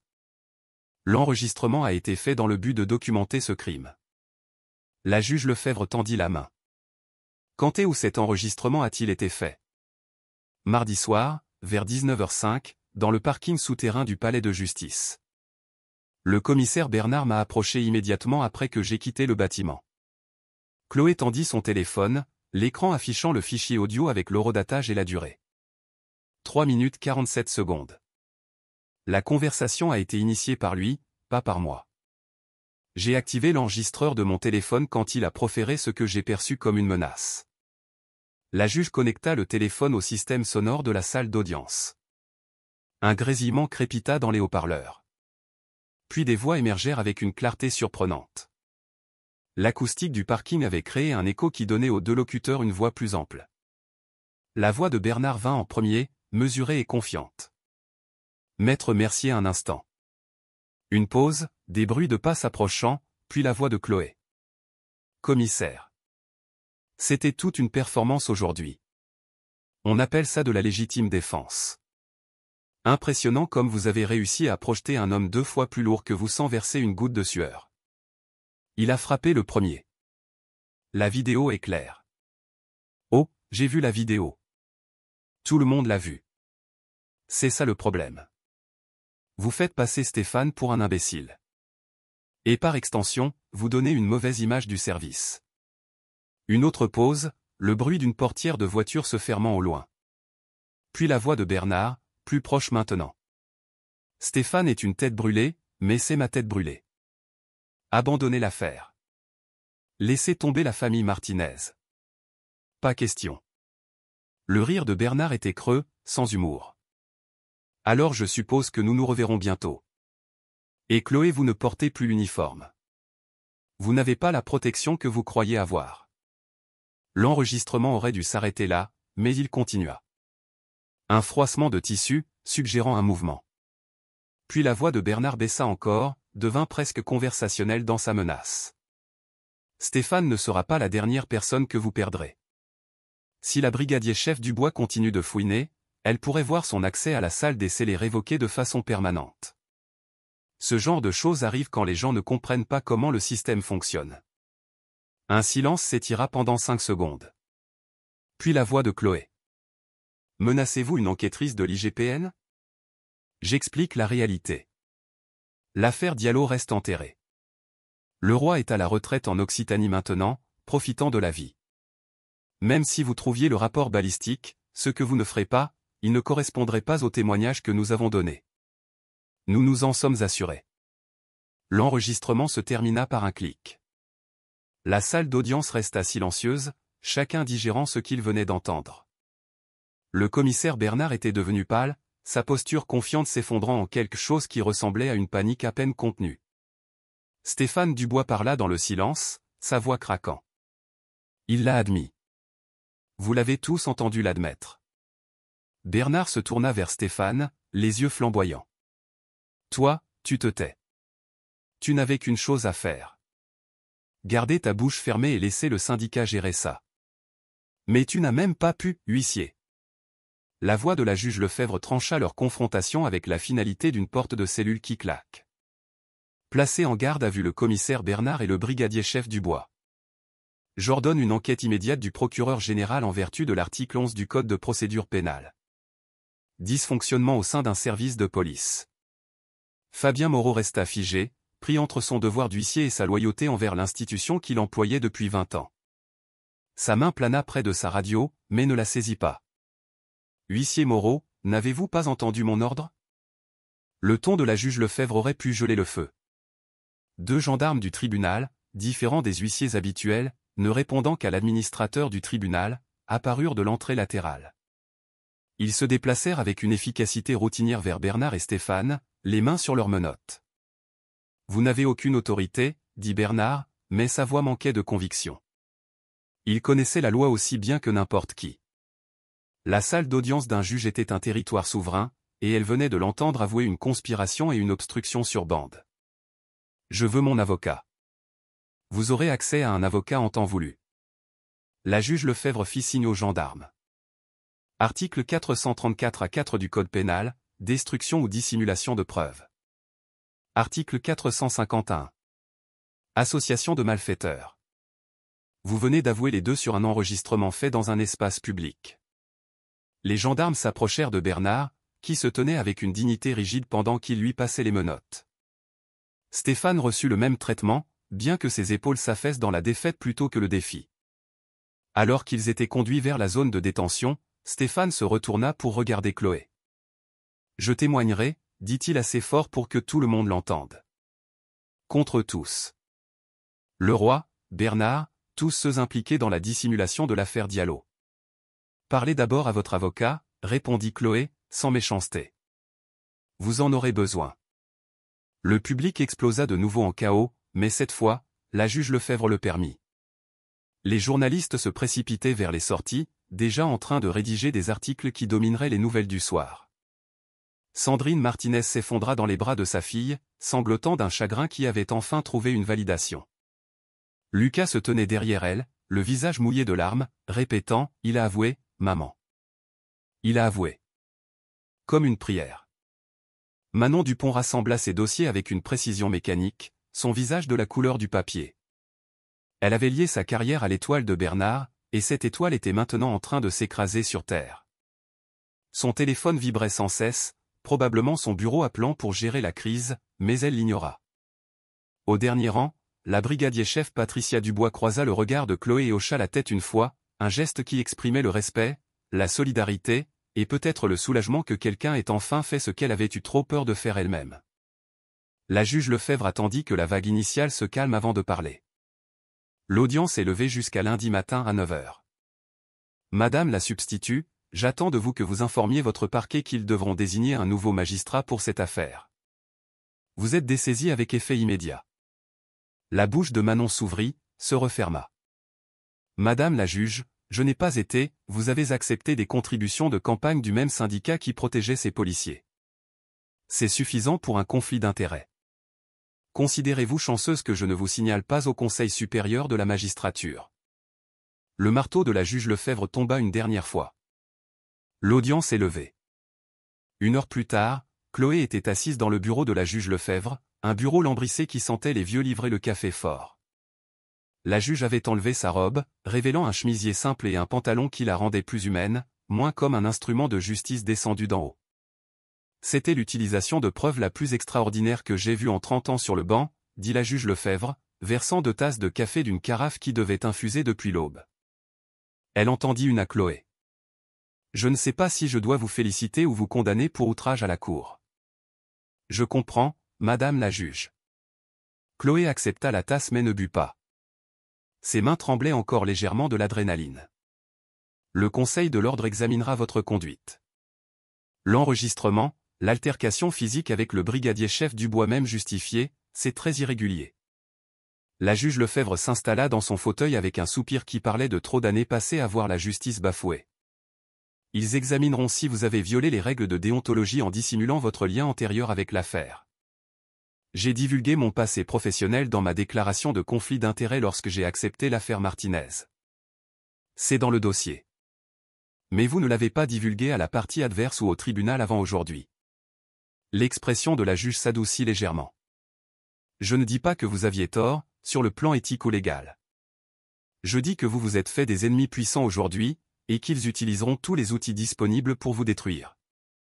Chloé la regarda fixement. Ils m'ont détruite il y a 6 ans, madame la juge. J'ai perdu ma carrière, ma retraite, ma foi en l'institution que j'avais servie. Que peuvent-ils me prendre de plus? Votre licence d'avocate. Votre liberté s'ils fabriquent des accusations. La juge Lefebvre se pencha en avant. Je suis dans ce système depuis assez longtemps pour savoir comment il se protège. Bernard prendra les meilleurs avocats que l'argent peut acheter. Stéphane Dubois passera un accord, témoignera contre Bernard en échange d'une réduction de peine. Le syndicat prétendra qu'il s'agit d'un incident isolé, promettra des réformes qui ne se matérialiseront jamais.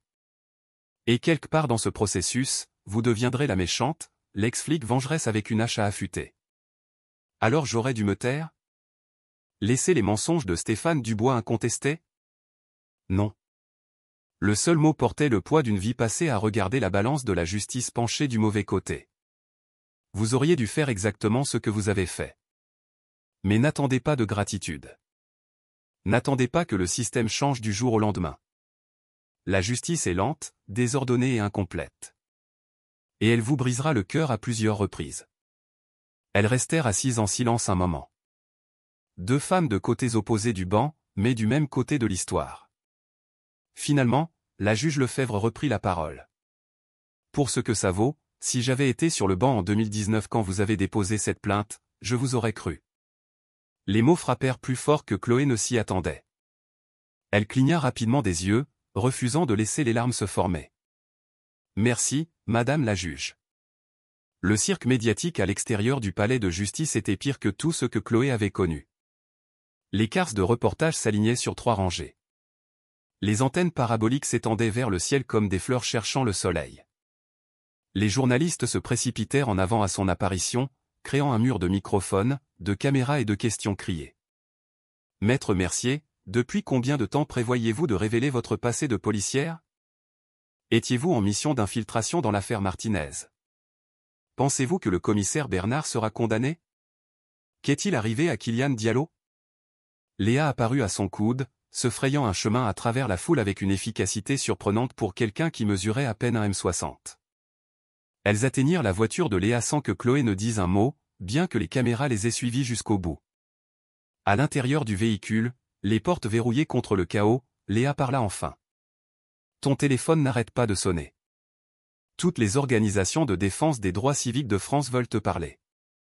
La Ligue des droits de l'homme, le CRAN, 3 groupes différents de surveillance de la police. Dis-leur que je ne prends pas d'appel. Chloé ferma les yeux, appuyant sa tête contre la vitre. Le verre était frais contre son front. BFM a offert 50 000 € pour une interview exclusive. Non. Chloé, c'est énorme. Tu pourrais, je ne veux pas être célèbre. Je veux que la famille Martinez obtienne justice. Je veux que la famille Diallo sache enfin la vérité sur ce qui est arrivé à leur fils. Elle ouvrit les yeux, regardant Lyon défiler alors que Léa conduisait. Tout le reste n'est que du bruit. Elles conduisirent en silence pendant un moment, naviguant dans le trafic du centre-ville qui semblait plus dense que d'habitude. Ou peut-être que le temps avait simplement ralenti comme il le fait après des moments d'intensité extrême. Que se passe-t-il maintenant? Demanda Léa alors qu'elles entraient dans le parking de leur bureau. Maintenant, on attend. Le bureau du procureur général va ouvrir une enquête. Ça pourrait prendre des mois. Les avocats de Bernard vont déposer toutes les requêtes imaginables pour faire annuler l'enregistrement, contester les images de la caméra piéton, discréditer le témoignage potentiel de Stéphane. Chloé détacha sa ceinture mais ne bougea pas pour sortir de la voiture. Et quelque part au milieu de tout ça, nous devons encore terminer le procès Martinez. 8 mois plus tard, le titre du Monde barrait la une, l'ancien haut-commissaire des Lyon, Bernard, arrêté pour obstruction à la justice fédérale. En dessous, en plus petit caractère, le brigadier-chef Dubois plaide coupable et accepte de témoigner. Chloé était assise dans son bureau, lisant l'article sur son écran d'ordinateur, le café refroidissant à côté de son clavier. L'enquête avait avancé à une vitesse glaciaire. Chaque développement nécessitant des mois d'examen de documents, d'entretien de témoins et de manœuvres juridiques. Mais les fondations commençaient enfin à se fissurer. Selon l'article, le commissaire divisionnaire Raymond Bernard faisait face à 8 chefs d'accusation fédéraux, association de malfaiteurs en vue d'entraver la justice, violation des droits civiques sous couvert de l'autorité, subornation de témoins et destruction de preuves. Le parquet national financier, apparemment embarrassé d'avoir laissé un haut-commissaire agir en toute impunité pendant des années, avait sorti l'artillerie lourde. Le procès était prévu pour le début de l'année prochaine, dans 18 mois, au minimum. Stéphane Dubois avait accepté un plaidé coupable, comme la juge Lefebvre l'avait prédit. En échange de son témoignage contre Bernard, ses charges furent réduites d'obstruction à complicité. Il purgerait probablement 3 à 5 ans, perdrait sa retraite et ne travaillerait plus jamais dans les forces de l'ordre. L'article citait son avocat disant que Stéphane coopérait pleinement et exprimait un profond remords pour son rôle dans la dissimulation. L'officier Christophe Leroy avait été localisé en Occitanie, où il profitait de sa retraite avec une pension complète. Les autorités locales traitaient la demande d'extradition, bien que les avocats de Leroy la contestent. Cette bataille pourrait prendre une autre année. Manon Dupont avait été réaffectée des crimes majeurs aux poursuites pour délits mineurs, essentiellement une rétrogradation sans le document officiel. Elle avait annoncé la semaine dernière qu'elle ne se représenterait pas au poste de procureur. Poursuivre d'autres opportunités, disait sa déclaration, ce que tout le monde comprenait comme fuir avant que le scandale ne la consume complètement. Fabien Moreau avait été muté au tribunal de police, aussi loin des affaires criminelles à haute visibilité que le palais de justice pouvait le gérer. Aucune mesure disciplinaire, aucune admission de faute, juste un remaniement silencieux des pièces sur l'échiquier. L'affaire Martinez s'était réglée il y a 3 mois pour 4,2 millions d'euros.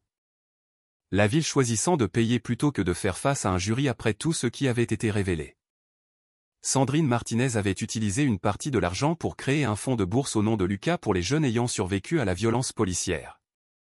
Lucas lui-même était de retour à l'université, étudiant la réforme de la justice pénale. Le courrier du matin apporta une lettre du Conseil de l'Ordre des avocats. Sceau officiel en relief sur du papier de qualité. Chloé l'ouvrit avec le calme de quelqu'un qui avait cessé de craindre le pire il y a des mois. Après un examen approfondi de la plainte déposée concernant votre conduite dans l'affaire Martinez contre la ville de Lyon, nous ne trouvons aucune violation déontologique.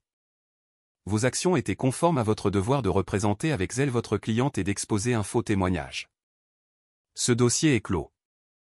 Elle mit la lettre de côté et retourna au travail. Il y avait d'autres affaires maintenant, d'autres familles cherchant la justice, d'autres policiers qui pensaient que l'insigne les rendait intouchables.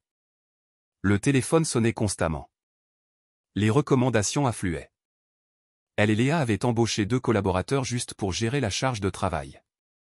Mais le travail semblait différent maintenant, plus léger en quelque sorte, malgré le poids des nouvelles responsabilités. Elle avait prouvé que le système pouvait être battu, que le silence n'était pas la seule option, que dire la vérité au pouvoir fonctionnait parfois réellement. Un coup à sa porte interrompit ses pensées. La brigadier-chef Patricia Dubois se tenait dans l'embrasure, non plus en uniforme, mais en civil, un pantalon et un blazer qui suggéraient qu'elle était entre deux services. « J'espère que je ne dérange pas. » Le sourire de la brigadier-chef Dubois était hésitant. « J'étais dans le quartier. » « Entrez. » Chloé désigna la chaise en face de son bureau. « Un café ? » ?»« S'il vous plaît. » Elles s'installèrent dans le genre de conversation prudente qui a lieu entre des personnes qui partagent une histoire mais pas la confiance. Patricia Dubois avait témoigné devant le juge d'instruction enquêtant sur Bernard, avait fourni une corroboration cruciale des manipulations de la chaîne de possession, avait enfin fait ce qu'elle aurait dû faire il y a 6 ans. « J'ai entendu dire que vous êtes nominé pour le prix de l'avocat de l'année, » dit Patricia Dubois en acceptant la tasse que Chloé lui tendait. « Je l'ai refusé. »« Pourquoi ? » ?»« Parce que je ne fais pas ça pour les récompenses. Je le fais parce qu'il y a 6 ans, personne n'était avec moi. Je ne laisserai pas ça arriver à quelqu'un d'autre. » Chloé sirota son propre café, qui avait finalement refroidi à une température buvable. Les récompenses ne changent pas le système. Les preuves, si. Les témoignages, si. Les gens prêts à risquer leur carrière pour la vérité. C'est ça qui change les choses. Patricia Dubois resta silencieuse un moment, étudiant les photos sur le mur de Chloé. La famille Martinez lors de leur conférence de presse pour le règlement, la photo de fin d'études de Kylian Diallo que sa mère avait donnée à Chloé pour lui rappeler pourquoi il se battait. D'autres clients, d'autres victoires, d'autres batailles encore en cours. Pour ce que ça vaut, dit finalement Patricia Dubois, j'aurais aimé être plus courageuse à l'époque. Je savais que quelque chose n'allait pas avec l'enquête de Stéphane. J'ai vu à quelle vitesse ils ont enterré votre plainte, mais je n'ai rien dit parce que j'avais peur de finir comme vous. Poussé dehors, sur liste noire, au chômage. Et maintenant, je pense à faire des études de droit. Le sourire de Patricia Dubois était plein d'autodérision. Je me dis que si je ne peux pas réparer le système de l'intérieur, peut-être que je peux aider à le réparer de votre côté du prétoire. Elles ne se sont pas embrassées quand Patricia Dubois est partie, n'ont pas échangé leur numéro de téléphone ni promis de rester en contact, se sont juste fait un signe de tête avec la compréhension que certains ponts se reconstruisent lentement, une conversation à la fois. Ce soir-là, Chloé travaillait tard, examinant les pièces d'un nouveau dossier d'usage excessif de la force. Le bureau était calme, juste elle et le bourdonnement de l'antique système de chauffage. Son téléphone vibra avec une notification de mail vers 19h30. Expéditeur, protégé.servir.la.vérité@protonmail.com. Objet, une dernière chose. Corps du message, le roi n'agissait pas seul cette nuit-là. Vérifiez la deuxième caméra piéton, celle de l'unité 47. Elle était sur les lieux avant votre arrivée. Quelqu'un d'autre a tout vu. Chloé fixa l'écran, lisant les mots 3 fois. Unité 47. Elle sortit le dossier de l'affaire Diallo, trouva la main courante qu'elle avait examinée d'innombrables fois. Ses yeux parcoururent la liste des unités intervenantes. Unité 47, brigadier-chef S. Dubois. Arrivé sur les lieux à 21h31. 3 minutes avant l'unité de Chloé. 3 minutes avant que le roi ne tire sur Kylian. Son esprit parcourut les implications. Si Stéphane avait été sur les lieux en premier, il avait été témoin du tir.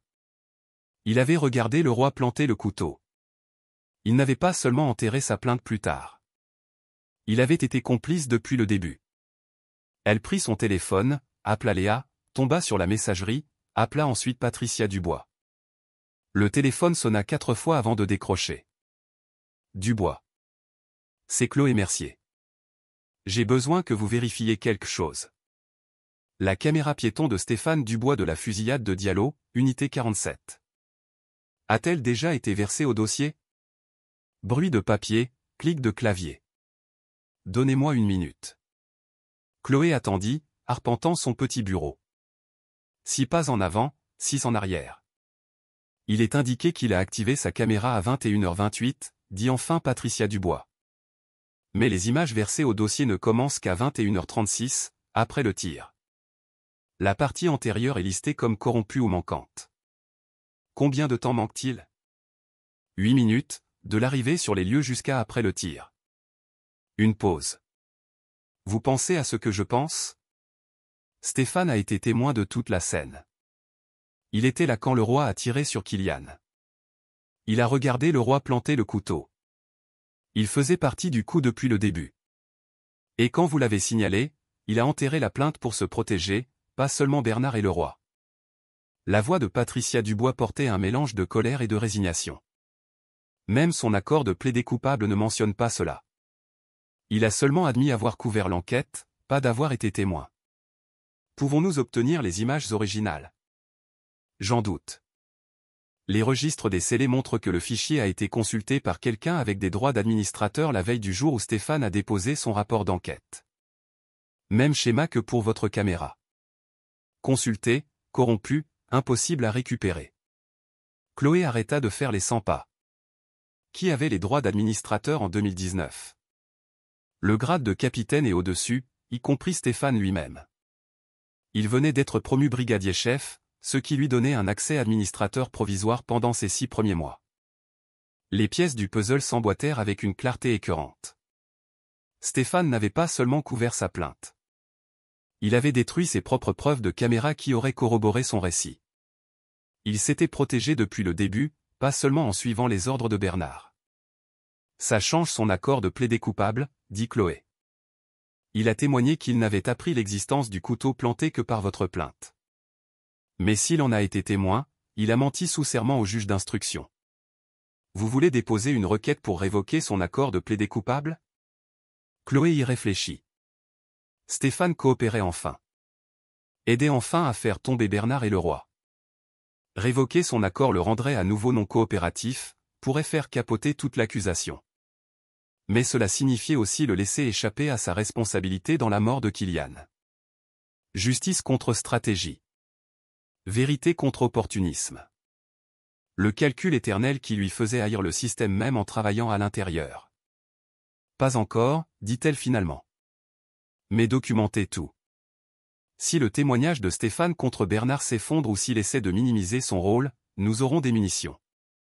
Elles raccrochèrent et Chloé retourna à son ordinateur. L'email anonyme brillait sur son écran, ses implications se propageant comme des ondes sur l'eau. Elle le sauva dans son dossier de preuves, le sauvegardant sur 3 services cloud distincts, et envoya des copies à Léa avec instruction de le conserver sous le secret professionnel. Puis elle ouvrit un nouveau document et commença à rédiger une lettre au parquet national financier, exposant les images manquantes et leurs implications. Pas une plainte formelle, pas encore, mais un tir de semonce. Surveillez attentivement Stéphane Dubois. Il vous a donné une partie de la vérité, mais pas toute.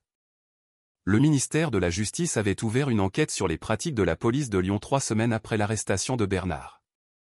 Leur rapport préliminaire, publié le mois dernier, avait constaté des défaillances systémiques dans les mécanismes de responsabilité, les procédures de traitement des preuves et la supervision des policiers accusés de faute. Le langage était bureaucratique, prudent, conçu pour éviter les poursuites, mais tout le monde comprenait ce que cela signifiait.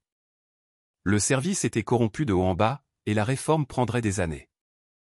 La nouvelle directrice par intérim, une femme venue de Lille avec une réputation de mettre réellement en œuvre des changements, avait annoncé des réformes radicales, formation obligatoire sur les préjugés, surveillance indépendante des enquêtes de l'IGPN, protocole de conservation des images de caméras piétons nécessitant de multiples sauvegardes redondantes, création d'un comité d'examen civil avec pouvoir de citation. De bons changements sur le papier.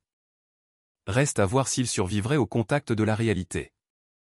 Chloé avait vécu assez de réformes pour savoir que les institutions avaient des systèmes immunitaires, des moyens d'absorber le changement sans vraiment changer. Mais elle savait aussi que chaque petite victoire comptait. Chaque policier tenu pour responsable créait un précédent pour la prochaine affaire. Chaque famille qui avait son jour au tribunal, chaque mensonge exposé, chaque fonctionnaire corrompu forcé de démissionner. Tout cela s'additionnait lentement au fil du temps pour former quelque chose qui pourrait un jour ressembler à la justice. Son téléphone vibra avec un SMS de Sandrine Martinez. Merci encore pour tout. Lucas a été accepté en fac de droit. Il dit qu'il veut être comme vous quand il sera diplômé. Chloé sourit à l'écran, tapa en retour, dites-lui d'être meilleur que moi. La nouvelle génération devrait toujours l'être. Une semaine plus tard, Chloé se tenait dans le centre social à 3 rues de l'endroit où Kylian Diallo était mort.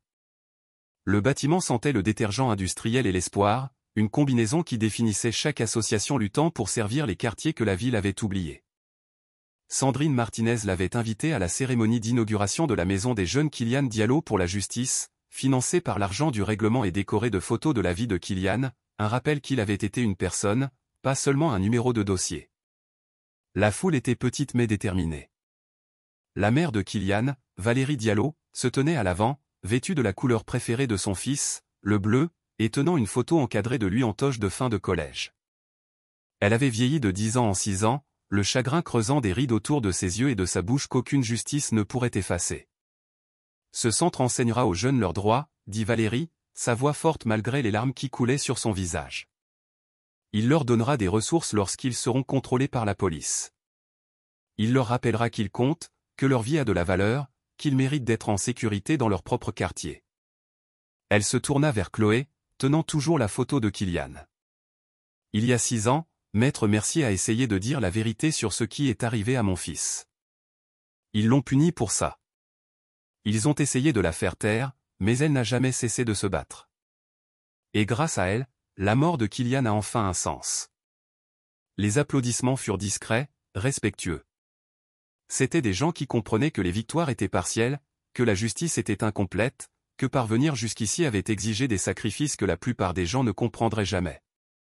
Après la cérémonie, alors que les gens discutaient autour de biscuits et de jus de fruits donnés, Valérie s'approcha de Chloé avec quelque chose à la main, une petite enveloppe, couleur crème et élégante. « Ceci est arrivé par la poste hier, » dit Valérie, la pressant dans les mains de Chloé. « Je pense que vous devriez la voir. » À l'intérieur se trouvait une photographie, de qualité professionnelle, montrant Kylian à 13 ans. Il riait de quelque chose hors champ, son visage ouvert et sans défense, vivant d'une manière que les photos commémoratives ne pourraient jamais capturer.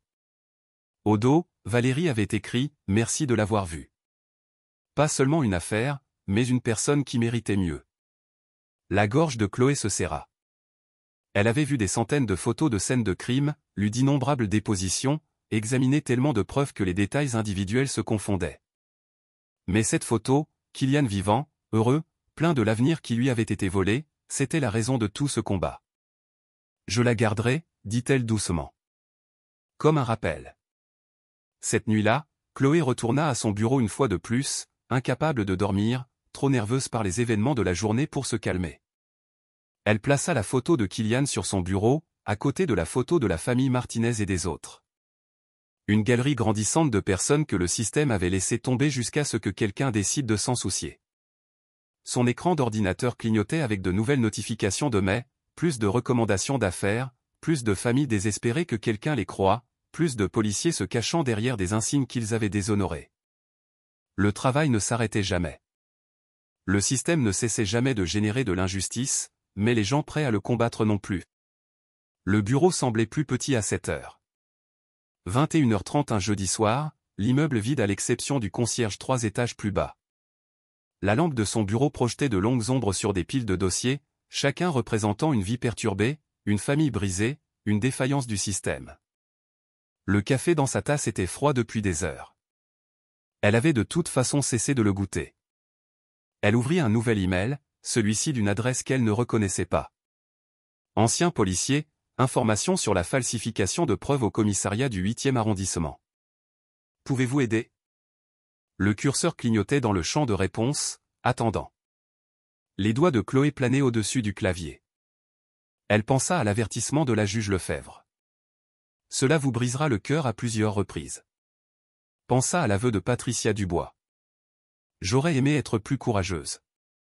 Pensa aux larmes de Valérie Diallo et aux rires de Kylian et aux 8 minutes manquantes d'images de caméra qui ne seraient jamais récupérées. Elle cliqua sur l'email, le lisant plus attentivement cette fois. L'expéditeur avait inclus des détails, des numéros de dossier, des dates, une référence à des fichiers d'intégrité d'unité qui ne devraient pas exister selon la politique du service.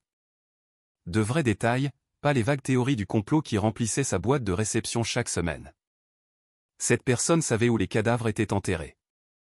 L'email continuait, les registres d'accès à la salle des scellés ne correspondent pas aux registres de la chaîne de possession. 3 affaires de 2018 à 2020. J'ai gardé des copies avant de quitter la police. Je sais ce que vous avez fait avec l'affaire Diallo. Je sais ce que ça vous a coûté. Mais quelqu'un doit savoir ça. Chloé se renversa en arrière, le fauteuil grinçant sous son poids. 3 affaires. Combien d'autres familles avaient été détruites? Combien d'autres policiers avaient appris que les preuves étaient négociables? Que la vérité était ce que le rapport disait qu'elle était. L'affaire Diallo avait semblé énorme, et elle l'était, mais elle n'avait jamais été isolée. La corruption ne se développe pas en incidents uniques. Elle se métastase à travers des systèmes protégés par le silence et l'indifférence institutionnelle. Elle ouvrit un nouveau tableur, commença à cartographier le peu qu'elle savait. 8e arrondissement, 2018 à 2020. 3 affaires avec des chaînes de possession discordantes. Le schéma était familier. Les preuves disparaissaient à des moments opportuns, généralement juste avant les dates de procès ou les présentations au juge d'instruction. Quelqu'un à l'intérieur de la salle des scellés orchestrait cela depuis des années. Et maintenant cette personne voulait en sortir, voulait parler, voulait que quelqu'un s'en soucie assez pour écouter. Puis elle commença à taper. Oui, parlons-en.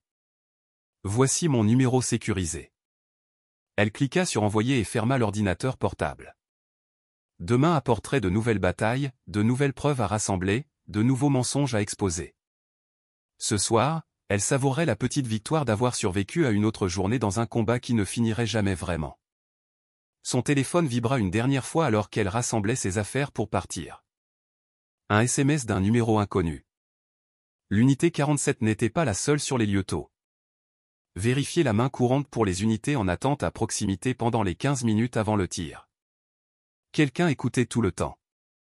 Chloé s'arrêta dans l'embrasure de la porte, lisant le message 2 fois. Unité en attente. Des policiers positionnés près d'une scène mais n'intervenant pas officiellement avant d'être appelés.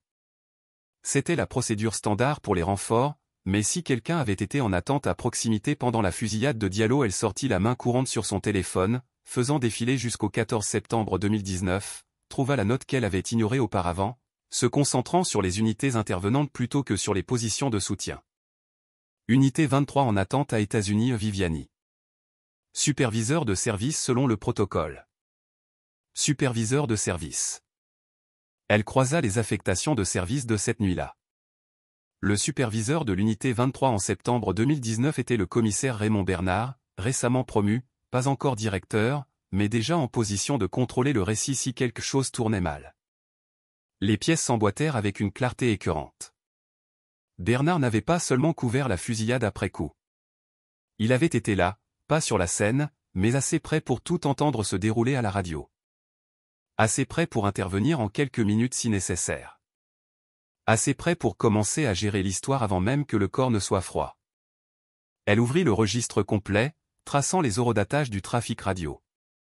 L'appel initial de Leroy pour trouble à l'ordre public à 20h47. L'unité 23 de Bernard se marquant en attente à proximité à 20h49, 2 minutes plus tard, prétendument pour une surveillance de routine. L'appel de Leroy, coup de feu tiré, à 21h35. Et puis, enfoui dans les notes supplémentaires qu'elle avait survolées lors de son premier examen, unité 23 sur les lieux à 21h37. Commissaire Bernard prenant le commandement. 2 minutes de la position d'attente à la scène. Il avait attendu, écouté, prêt à contrôler les suites. Il avait entendu l'appel de Leroy. Il avait entendu la panique dans la voix du jeune officier, la prise de conscience que quelque chose avait catastrophiquement mal tourné. Il avait été en position d'intervenir immédiatement si nécessaire, de prendre le contrôle de la scène, de gérer la dissimulation depuis le début. Ce n'était pas une corruption spontanée. C'était orchestré. Chloé enregistra la capture d'écran, la transmit au même dossier de preuves qui grossissait chaque semaine.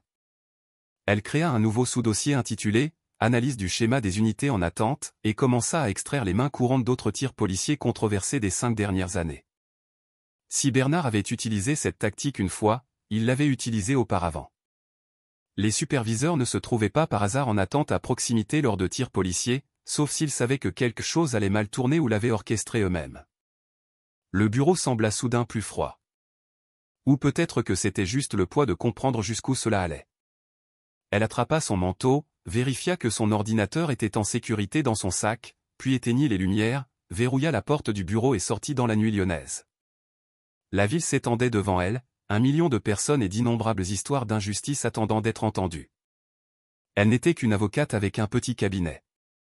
Mais elle avait prouvé qu'une seule personne pouvait faire la différence. Que la vérité, correctement documentée et stratégiquement déployée, pouvait faire tomber des commissaires corrompus et forcer les systèmes à changer. L'ascenseur descendit lentement. Le seul son était le bourdonnement mécanique des câbles et des poulies. Elle aperçut son reflet dans les portes polies. 36 ans. Des cernes sous les yeux, le tailleur froissé par 14 heures au bureau. Elle ressemblait à ce qu'elle était, quelqu'un menant une guerre qui lui survivrait. Sa première année comme avocate, elle avait cru pouvoir sauver tout le monde. Sa deuxième année, elle avait appris qu'elle ne le pouvait pas. La troisième année, elle avait fait la paix avec le fait de sauver qui elle pouvait, quand elle le pouvait, sachant que le système générerait de nouvelles victimes plus vite qu'elle ne pourrait les aider. C'était la réalité à laquelle la juge Lefebvre avait essayé de la préparer. C'était ça qui vous brisait le cœur à plusieurs reprises. Pas les pertes, mais la connaissance que gagner une affaire signifiait simplement passer à la suivante pendant que la machine continuait de broyer. Demain, elle suivrait la piste des unités en attente. Elle appellerait le PNF à propos de la caméra manquante de Stéphane. Elle prendrait la nouvelle affaire du lanceur d'alerte du 8e arrondissement. Le travail ne serait jamais fini. Le système ne cesserait jamais de se protéger. Et elle ne cesserait jamais de se battre de toute façon. Derrière elle, les lumières de la maison des jeunes Kylian Diallo brillaient dans l'obscurité, un phare pour la prochaine génération de jeunes qui méritaient mieux. Devant, quelque part dans la ville, des preuves étaient détruites, des rapports falsifiés, et des policiers apprenaient que l'insigne les rendait intouchables. Mais ils avaient tort. L'insigne ne les protégeait plus. Pas d'elle. Pas de gens comme Patricia Dubois, qui trouvaient enfin leur courage. Pas de familles comme les Martinez qui refusaient de se taire. Pas de sources anonymes qui lui donnaient des miettes de pain menant plus profondément dans la corruption. Elle monta dans sa voiture, démarra le moteur et s'inséra dans la circulation. La radio jouait doucement, un présentateur discutant de l'affaire Bernard, spéculant sur la profondeur de la corruption, se demandant si ce serait enfin le scandale qui changerait les choses. Chloé savait qu'il ne fallait pas espérer une transformation. Les systèmes ne se transforment pas. Ils sont contraints d'évoluer, centimètre par centimètre douloureux, sous le poids accumulé des affaires, des précédents et des gens qui refusent d'abandonner. Le vrai changement se mesure en décennies, pas en mois.